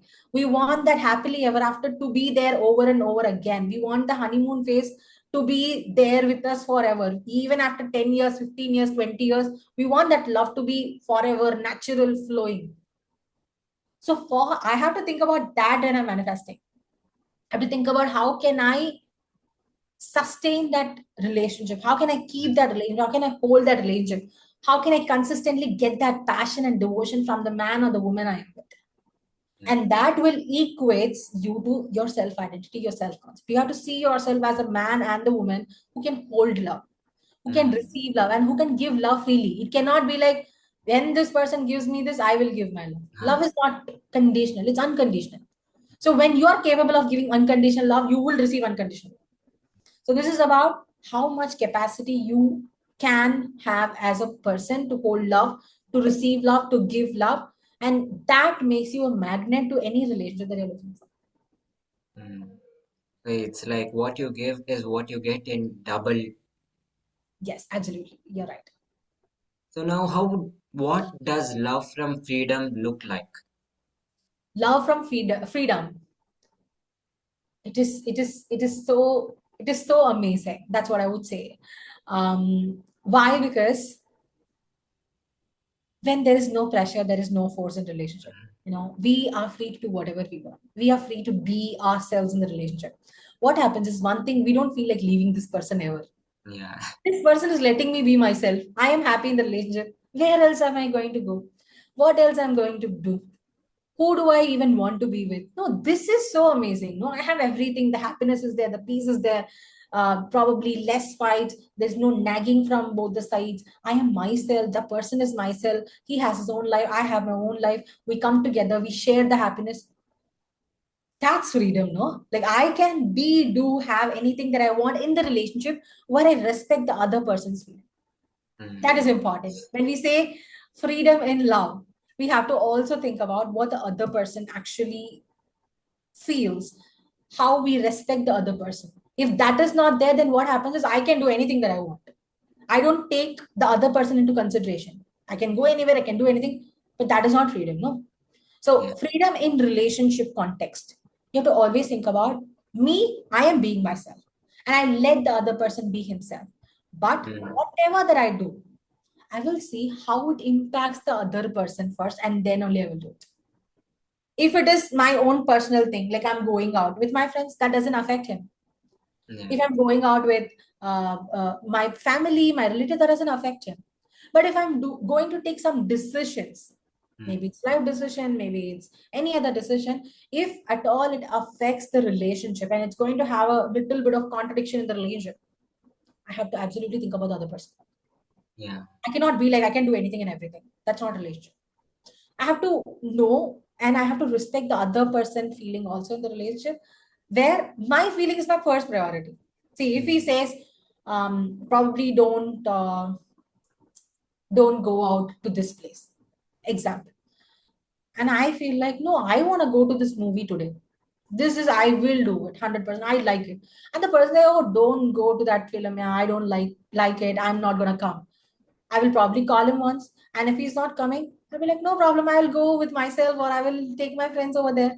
This is about what do I want. I'm choosing myself, my happiness. This doesn't affect him or the relationship, to be very honest. The movie doesn't affect. But if it is about something else, that will affect. So at Mm, that point of the time, I will have to absolutely see how the person feels about the decision I'm going to take. It goes both ways. It goes for a woman in relationship, it also goes for the man in the relationship. So thinking mm, about the other person, and that will naturally come when you have respect and value for the other person. When mm, the person is allowing us to be ourselves. Now, what is this allowing us to be ourselves? We are ourselves, right? mm, And the other person lets us be without pressurizing, forcing. That feels like water flowing in the river. mm, You cannot limit it, no, it just flows. Maybe you can just be a part of it. Everybody can come into the relationship, everybody can experience the kind of love we both have, but they cannot sabotage, they cannot do anything else about it. They can just come, experience it, witness it, they can just go. But the water will keep flowing, the river mm, will keep flowing. That's how freedom in love actually looks like. It's so expansive, the energy is so expansive that you will grow as two people in a relationship, both on their own independently, where both of you thrive in every single area of your lives. mm, That is what feels like a true relationship, where both of you contribute to each other's growth. There's no ego, there's nothing, there's no jealousy, there's no like, oh, you cannot do this, I will only do this, you cannot make this much of money, I will only do this. There's nothing like that. I let you, bring you, show you your highest potential. And the highest potential of the other person will easily be shown when we bring our best version, when we bring our good version. The other person will be easily, forced by his own mm. self, his own natural instinct to be the best version of himself. And that makes both of us thrive in our lives. And that's what freedom in love, I personally feel, because you have to have your own life, he has to have his own life, and both of you come together, you create an even more beautiful life that makes both of you grow. And this is what is my definition of freedom in love. Wow, amazing, beautiful definition. And this was such an amazing explanation that you gave with the feeling, with the vibration that you carried while giving, right? And also, when they connect with each other and at the start of any relationship, okay, what happens is they think the future also. I wish I will have the same kind of person in my next janma after I die. Not even started a day after the relationship, but they connected with them each other and they have done, but they think the future thing, what I wish I'll have this kind of person again, right? So what is your message to hearts that feel unseen these Valentine's Day? Okay, come again, what is that question? Yeah, what is your message to hearts that feel unseen these Valentine's Day? Okay, very good question. So I feel I do not celebrate Valentine's Day, and I have a whole day packed with different things to really do. I have client calls and all of this. I am not celebrating Valentine's Day.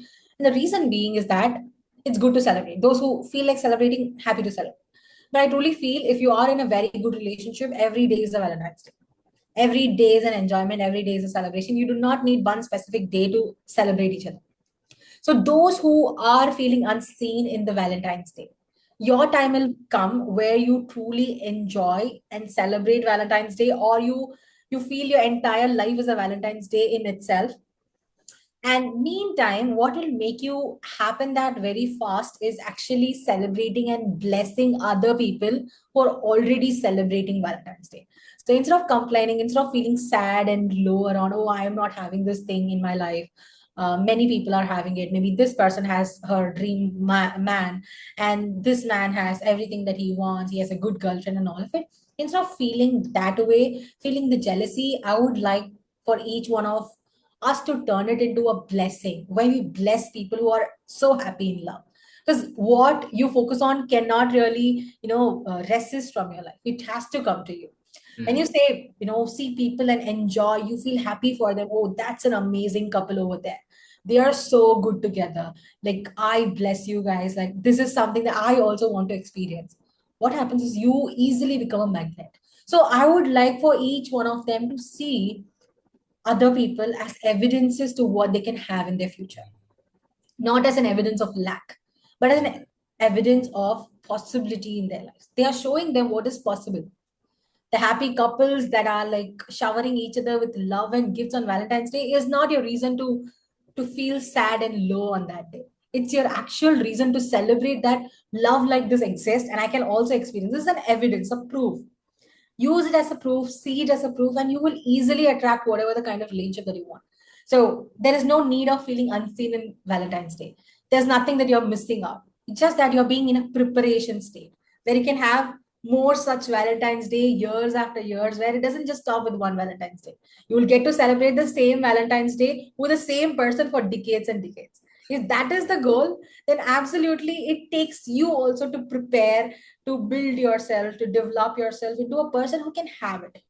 So until then, enjoy everybody else's relationship as it's a proof of and evidence of potential and possibility for what you can have.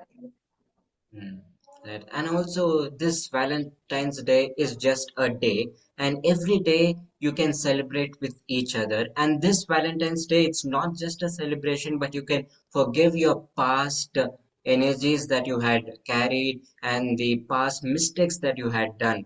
You can forgive them. This is the day that you could forgive, but you can also celebrate at the same time. And after this Valentine's Day, you can celebrate more. Absolutely. Yeah, that's such a nice thing because every day is a Valentine's Day, as I said. When you have the right man with you, when you have the right woman with you, the relationship is great. As you said, freedom in love.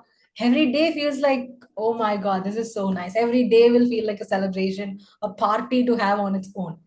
Mm, So all of this is preparing you for what you're asking for, and that needs little bit of time. God knows when to give you what is best for you. So we'll have to trust in the divine timing also, that we receive it when we actually are capable of having it. But right now doesn't mean you do not have the capacity or capability. It's just that you're building your capability. And that building little bit takes time. But it will be done on time when the time is right. if you're facing problems in your relationship, it's just because life is testing you how you can handle relationship. Yes, absolutely. Every single day is a test. Every single day is an experiment. And you can absolutely handle it, refine your approach to every problem more and more so that you can have a happily ever after over and over again. It doesn't have to be Yeah, something that you just experience it one year. And once the fight starts coming, you're just like, okay, now the happily ever after is gone. No. See, when two people are being together, two people are different people, fights will be there. yeah, If I tell you, you will never fight with your boyfriend or girlfriend or a husband and wife, I am purely lying. It happens. yeah, Fighting will happen.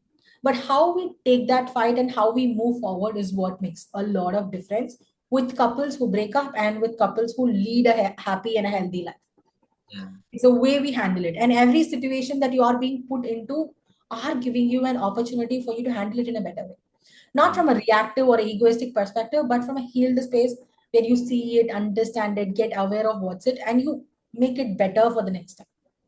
Life has a better plan for you. So let me tell you, in life also it's the same, not in just relationship. Because when I started this podcast, I wanted someone great, big person to launch, Uh-huh. and I asked one organization founder to launch mine, and something didn't work out for us, and things didn't work. So Hmm. then again, life had better plan to me, and I got this was launched by Master Anand sir, who's film actor, Indian film actor. So Amazing. life had better plan for me. Absolutely.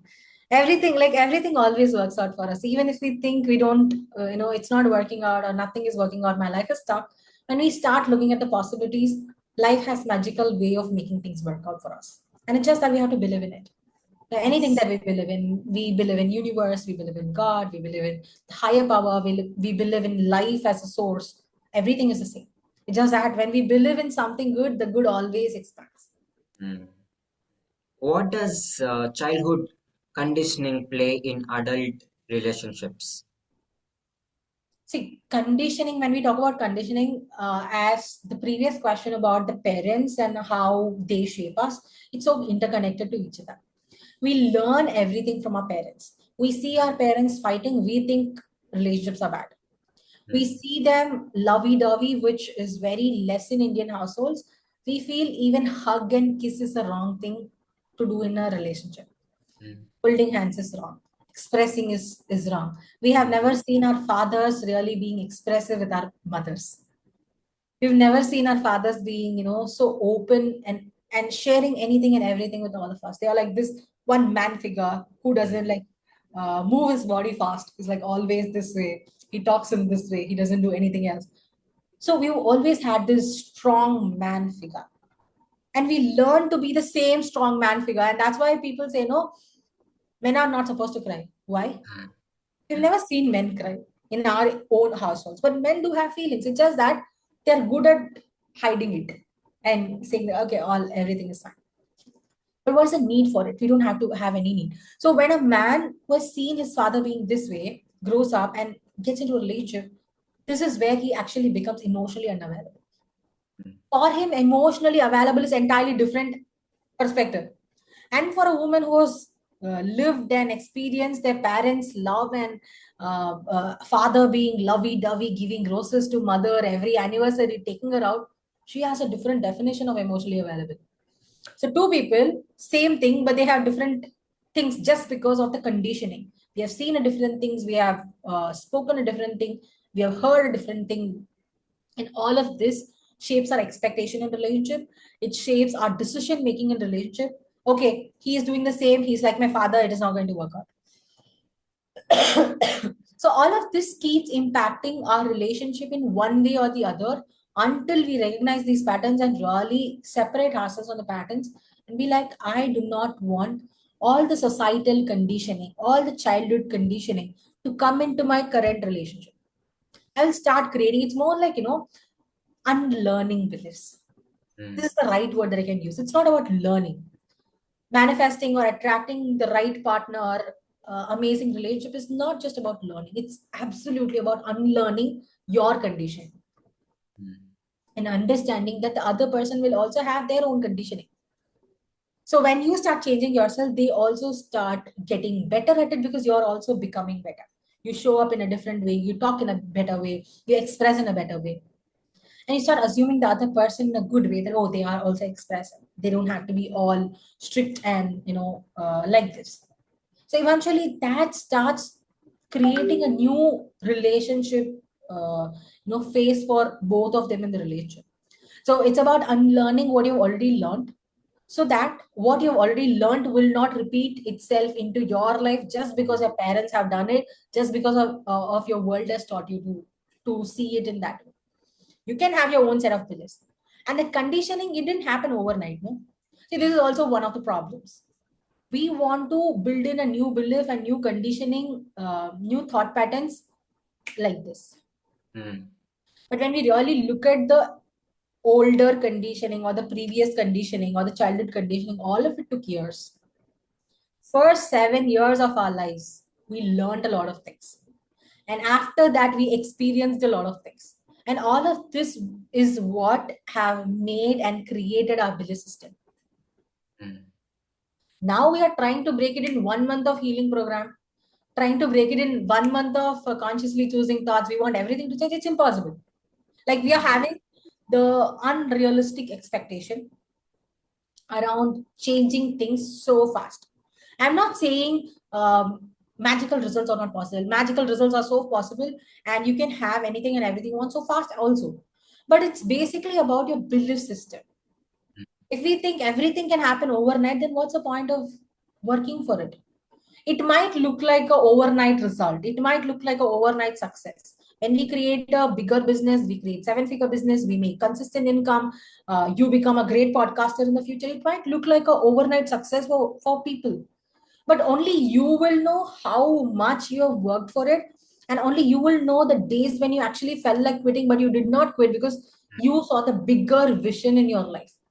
Right. And it is also same to the relationship, but in relationship it's kind of difficult for women or men to put into it because it's so emotionally connected.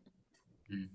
We are kind of not so emotionally connected with career and success and growth, but with relationship it's like so connected to our soul and heart that we want everything fast, we want to experience the love faster, and Mm. we feel like if I don't experience it now I will never experience it. Yeah. But when we start having this thing around, so I can have it all, I can absolutely have the best relationship, I have to start putting my work onto it. Let me Mm. change it, let me not force anything to happen. And what happens is the beliefs that we have already learned, the conditioning that has been there from our childhood will start disappearing, will start subsiding. It will not go overnight. That Mm. overnight expectation is too overrated.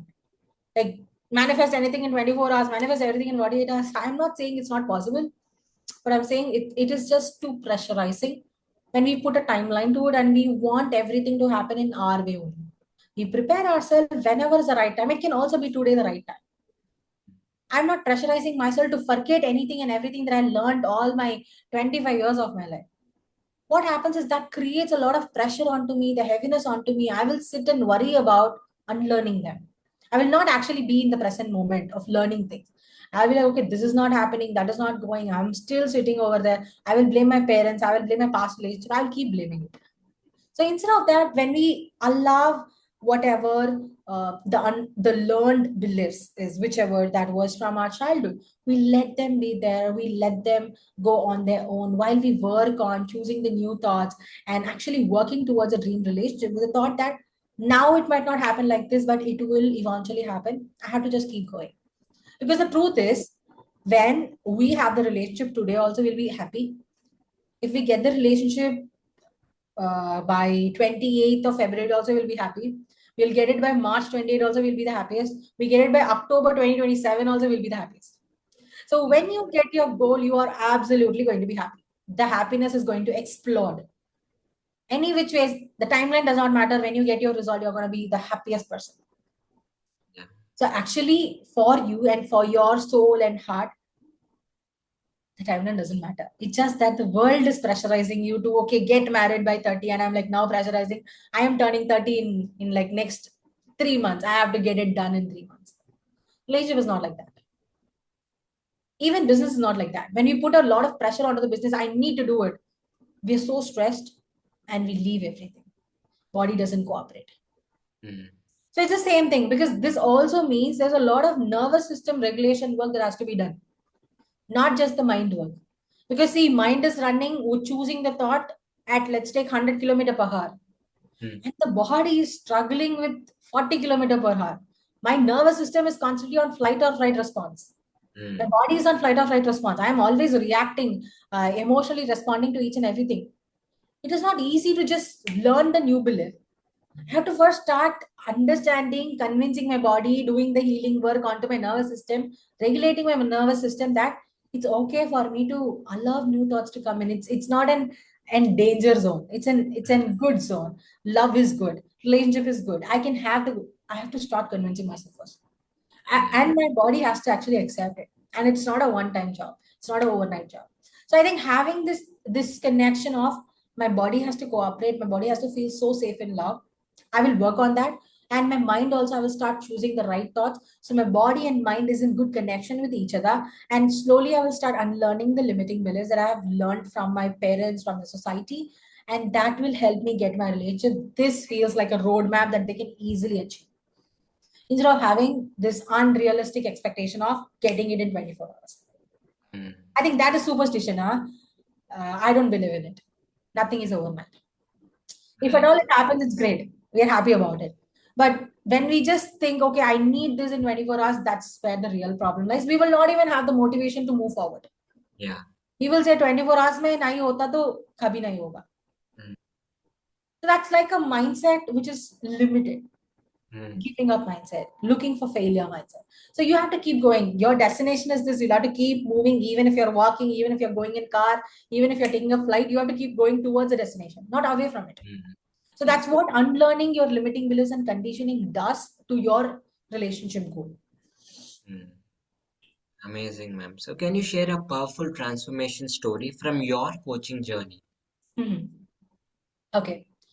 So I'll share I have many of my clients. I've worked with more than 500 women in the last 6 years. I've been into this coaching industry, especially in relationship for the last 6 years.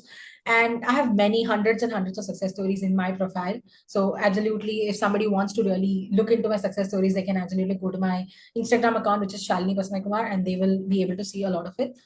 But I'll tell you a success story which was between husband and wife, and the husband was not really into the marriage after 15 years of being together. Like there is a lot of emotional unavailability. The person is not ready to do anything for the wife, and it's a love marriage. And the crazy thoughts around, oh, we Yeah. love so much, now the love is not there and all of it. And the person was, they were about to get divorced. The Mm. talking was happening, and this person came to me, and she was like, the first call, she was so crying, and just hopeless, telling me, I don't know what to do, Shalini. Like, just tell me, what do I do, and all of it. And just a bit skeptical when I told her, "Oh, you have to work on all of these things." And you're like, I'm not sure if I will be able to do it because I have a lot of pressure. I'm seeing him every single day. He's doing everything that I don't like. Also, we have kid also, so all of this problem is there. And eventually, after like few calls, it didn't happen in one call. First time we spoke and all of this hopelessness was there. Second time we spoke, there was a little bit of hope coming up. And third call we spoke, and she said, okay, Shalini, let's work together, let's see how it goes. And she eventually signed up for my 6 month container. And what happened is we started working, and the first thing we did, the first 6 weeks, was the Mhm. major foundation that we created for her marriage. It was not about the marriage or the man, it was actually about herself. The thoughts around her own self that are like killing her. I am unworthy. He doesn't love me. I am not good enough. I don't think I can have a very good marriage. All of this, the first 6 weeks was dedicated to that, where we only worked on healing her, whatever the unwanted thoughts she has learned and absorbed from the world about marriage, about men, about relationships. And we worked on her self concept, how she sees herself, her self confidence in herself, how she can start seeing her as a woman of the price, like once in a lifetime kind of a woman. And even I could not believe, like after 6 weeks, this person did actually send me a message or something. Okay. And I really got worried. Like when we are working on a one-to-one, Mm. thing, this person and I will be very closely connected on WhatsApp and all of it. Have sent her a message. She did not reply me. Entire 1 week passed. I am here like thinking, what happened to this woman? What is she actually doing? Is anything wrong? And all of this. Um, and boom, another 1 week passed. The second week, almost the eighth week of the coaching, she just sent me, I'm so sorry, Shalini. Like, I was on a vacation with my husband. I'm like, vacation with your Oh. husband? What is that? What does that even mean? And like, no, no, no. Everything started changing after the sixth week. We were doing all of this. And the truth is, we did not even start working on the relationship. We only worked on herself. And Mm. everything happened. They went on a vacation. The husband started being so good, like how they used to be in the college days. The love was starting to restore between them. They have spent a long weekend, almost 2 weeks of vacation after not going anywhere for 3 years. Oh my God. And then I was like, this is the kind of stories that really make our hearts Yeah. go like so fulfilling, right? And I was so in shock. I was like, really, what's happening? And then she came to me.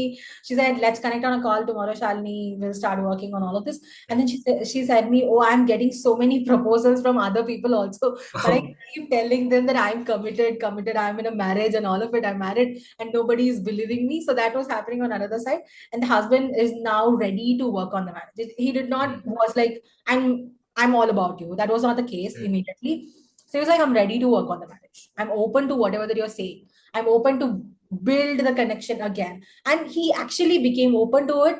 And then when we started working on these aspects around the relationship, only working on the beliefs, how she sees him, how she thinks about him, how she's not always taunting him, the emotional reactions to her, we started working on it.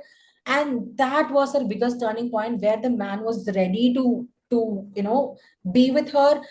he in like literally said, I'm not looking for divorce now, like I feel that connection with you again, like something was missing for the last 3 years, now I feel all of this is back on track. And again, he took her for a long drive and all. He started picking her up from the office. He started dropping her to the office. All of this was missing for 3 years. Slowly, all of these things around, did you eat? What did you do Mhm. today?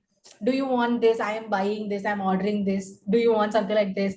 Does the kid want so all of these small, small gestures were something that we slowly built from week 6.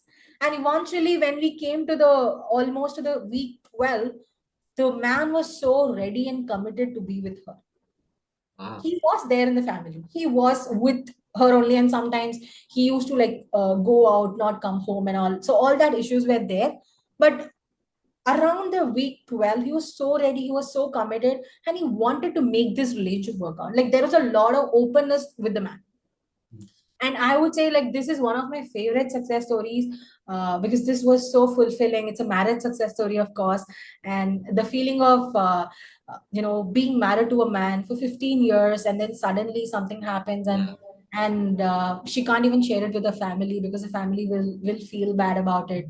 Kid is also involved, so she was in that situation. And when I see that, I'm still in contact with her. It's almost like 2 years we worked on this by 2024, and she's Mhm. still now. I just spoke to her last to 2 weeks back, and she is being in a very happy relationship. And the one thing I saw in her is that she hasn't lost herself in relationship. She Mm. hasn't lost herself in the marriage. She did not go back to that spiraling mode of who I am, what am I worthy of.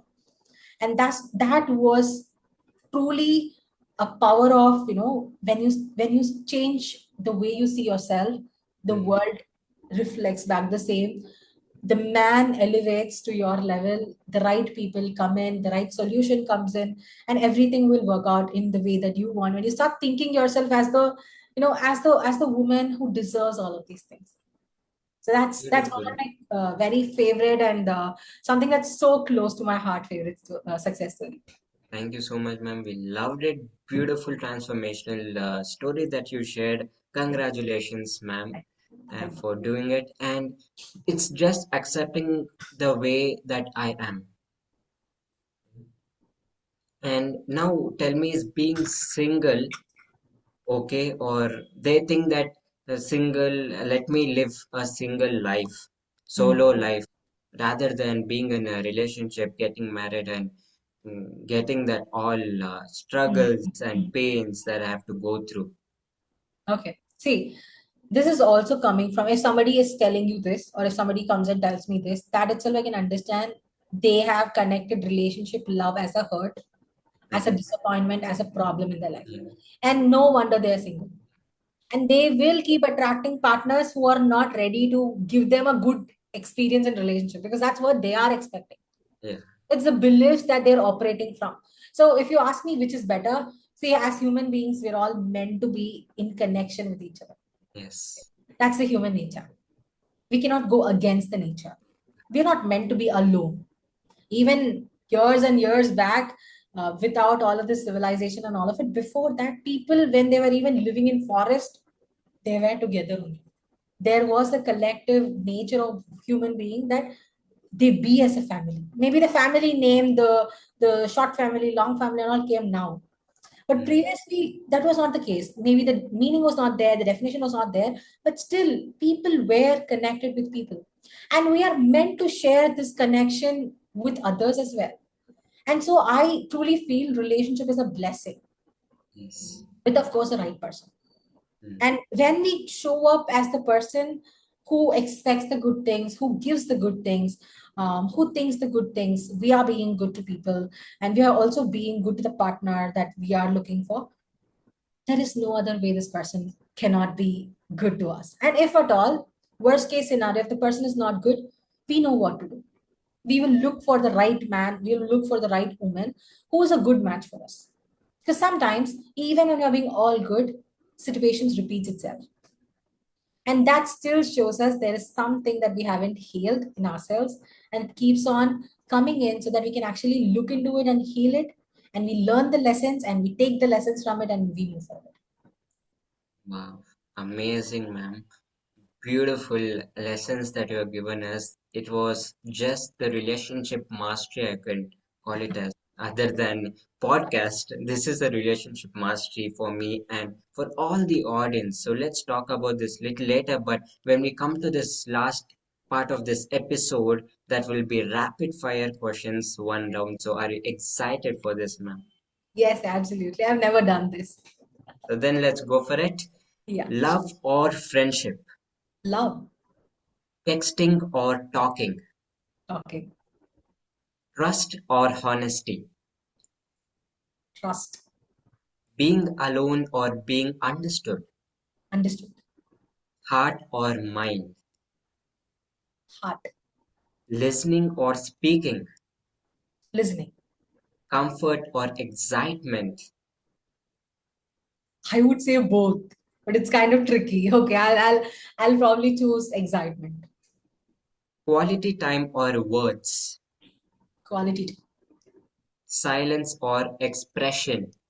Expression. Self-respect or approval? Self-respect.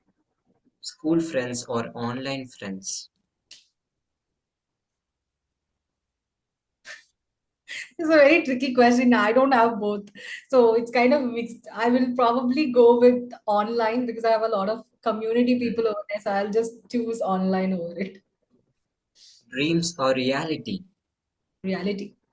Routine or freedom? Routine. Confidence or popularity? Confidence. Passion or security? Passion. Learning from mistakes or fearing them? Learning. Social media or real life? Real life. Comfort zone or growth zone? Growth. Being liked or being real? Real. Fun or discipline? I would choose both. I cannot answer either one. I'll choose fun and discipline. Wow. Amazing, ma'am. Thank you so much for this amazing Thank you. relationship mastery podcast, episode 53 for us, because you made it so amazing today. This Valentine's Day special was just about relationship, about the journey of relationship of you, and everything went so amazing. I'm very grateful for you, and thank you so much for your time, and your energy was just top of the world. I can't say it was just stagnant and it was just consistent, but you just level up every second for every question that I asked. I am so Thank glad. you so much, ma'am. So, what is your last message that you would want to give me and as well as the audience who are watching? Okay. So, one thing that I would say is I want everyone to know that you all deserve the best love and you never should adjust or shrink yourself to receive any love because love is unconditional. It has to come without conditions. So, if something makes you feel small, that is not real love. You have to grow. The love, the real love will feel expansive, and I want all of you to look forward to the expansive love because it's available. I will give you the evidences. You come to my profile, there's a lot more evidences that real love exists, expansive freedom in love exists. And I want you all to think from that perspective of all of us can have the beautiful love, all of us can have a beautiful life forever, not just for the first 5 years of marriage, first 10 years of marriage or relationship. It can be forever. The honeymoon phase can always be there. It doesn't have to disappear at all. It can come even till the last breath of our lives. And only one thing that I would say is beyond all of this relationship, your worth is with you and is in you. It does not matter about who you are with, and it is not defined whether you are in a relationship or not. Your worth is your worth, your dignity is your dignity, your self respect is yours. If at all you need to negotiate any of these aspects to be in a relationship, I would rather suggest you to be alone. Wow, beautiful message, beautiful, by the way, beautiful examples that you have given us with real examples that you shared with us was so amazing. I learned many new things which I was not knowing before. CB, know what will happen and what is going to happen and all, but our we are in our unconscious mind. Yeah, When we are in conscious mind, everything goes very smooth as we did absolutely. it today, right? Yes, And correct. also, people, if they're facing any relationship problems, just send them this podcast. This is more than enough. They will solve it. Absolutely, yeah. Yeah. So I think that people having relationship problems who were watching now would have resolved it, because this was just about relationship, how you can make it even more special, and also from breakup to real relationship that you would want to look up to. Yeah, Absolutely. this was just amazing. Thank you so much, ma'am, once again. Thank you. Thank you This so much, was Guy. wow. It was Thank you, ma'am. amazing. Yeah, I loved being here. Thank you so much for holding the space, thank allowing me to share all the wisdoms that I hold. And it was such an amazing journey for me as well, being in this podcast. And I wish you all the best and all the success. I wish to see you in big stages as a podcaster, doing great things, so that I can proudly say I was one of your members and joined you at one point of the time. Thank you so much, ma'am. Thank you so Thank much you. for your kind words. And please do go on Instagram, open your mobile phone. I know it'll be near you itself if you're watching on laptop or any other. Otherwise, after this episode ends, go up to your Instagram and follow Shalini ma'am and also Hrudai Chetan, the Hrudai Chetan Show podcast, because we update something wonderful that you would have not found it anywhere else. Because we have given you this full relationship mastery for free. Yeah. Absolutely. Thank you. Thank Thank you, you. ma'am.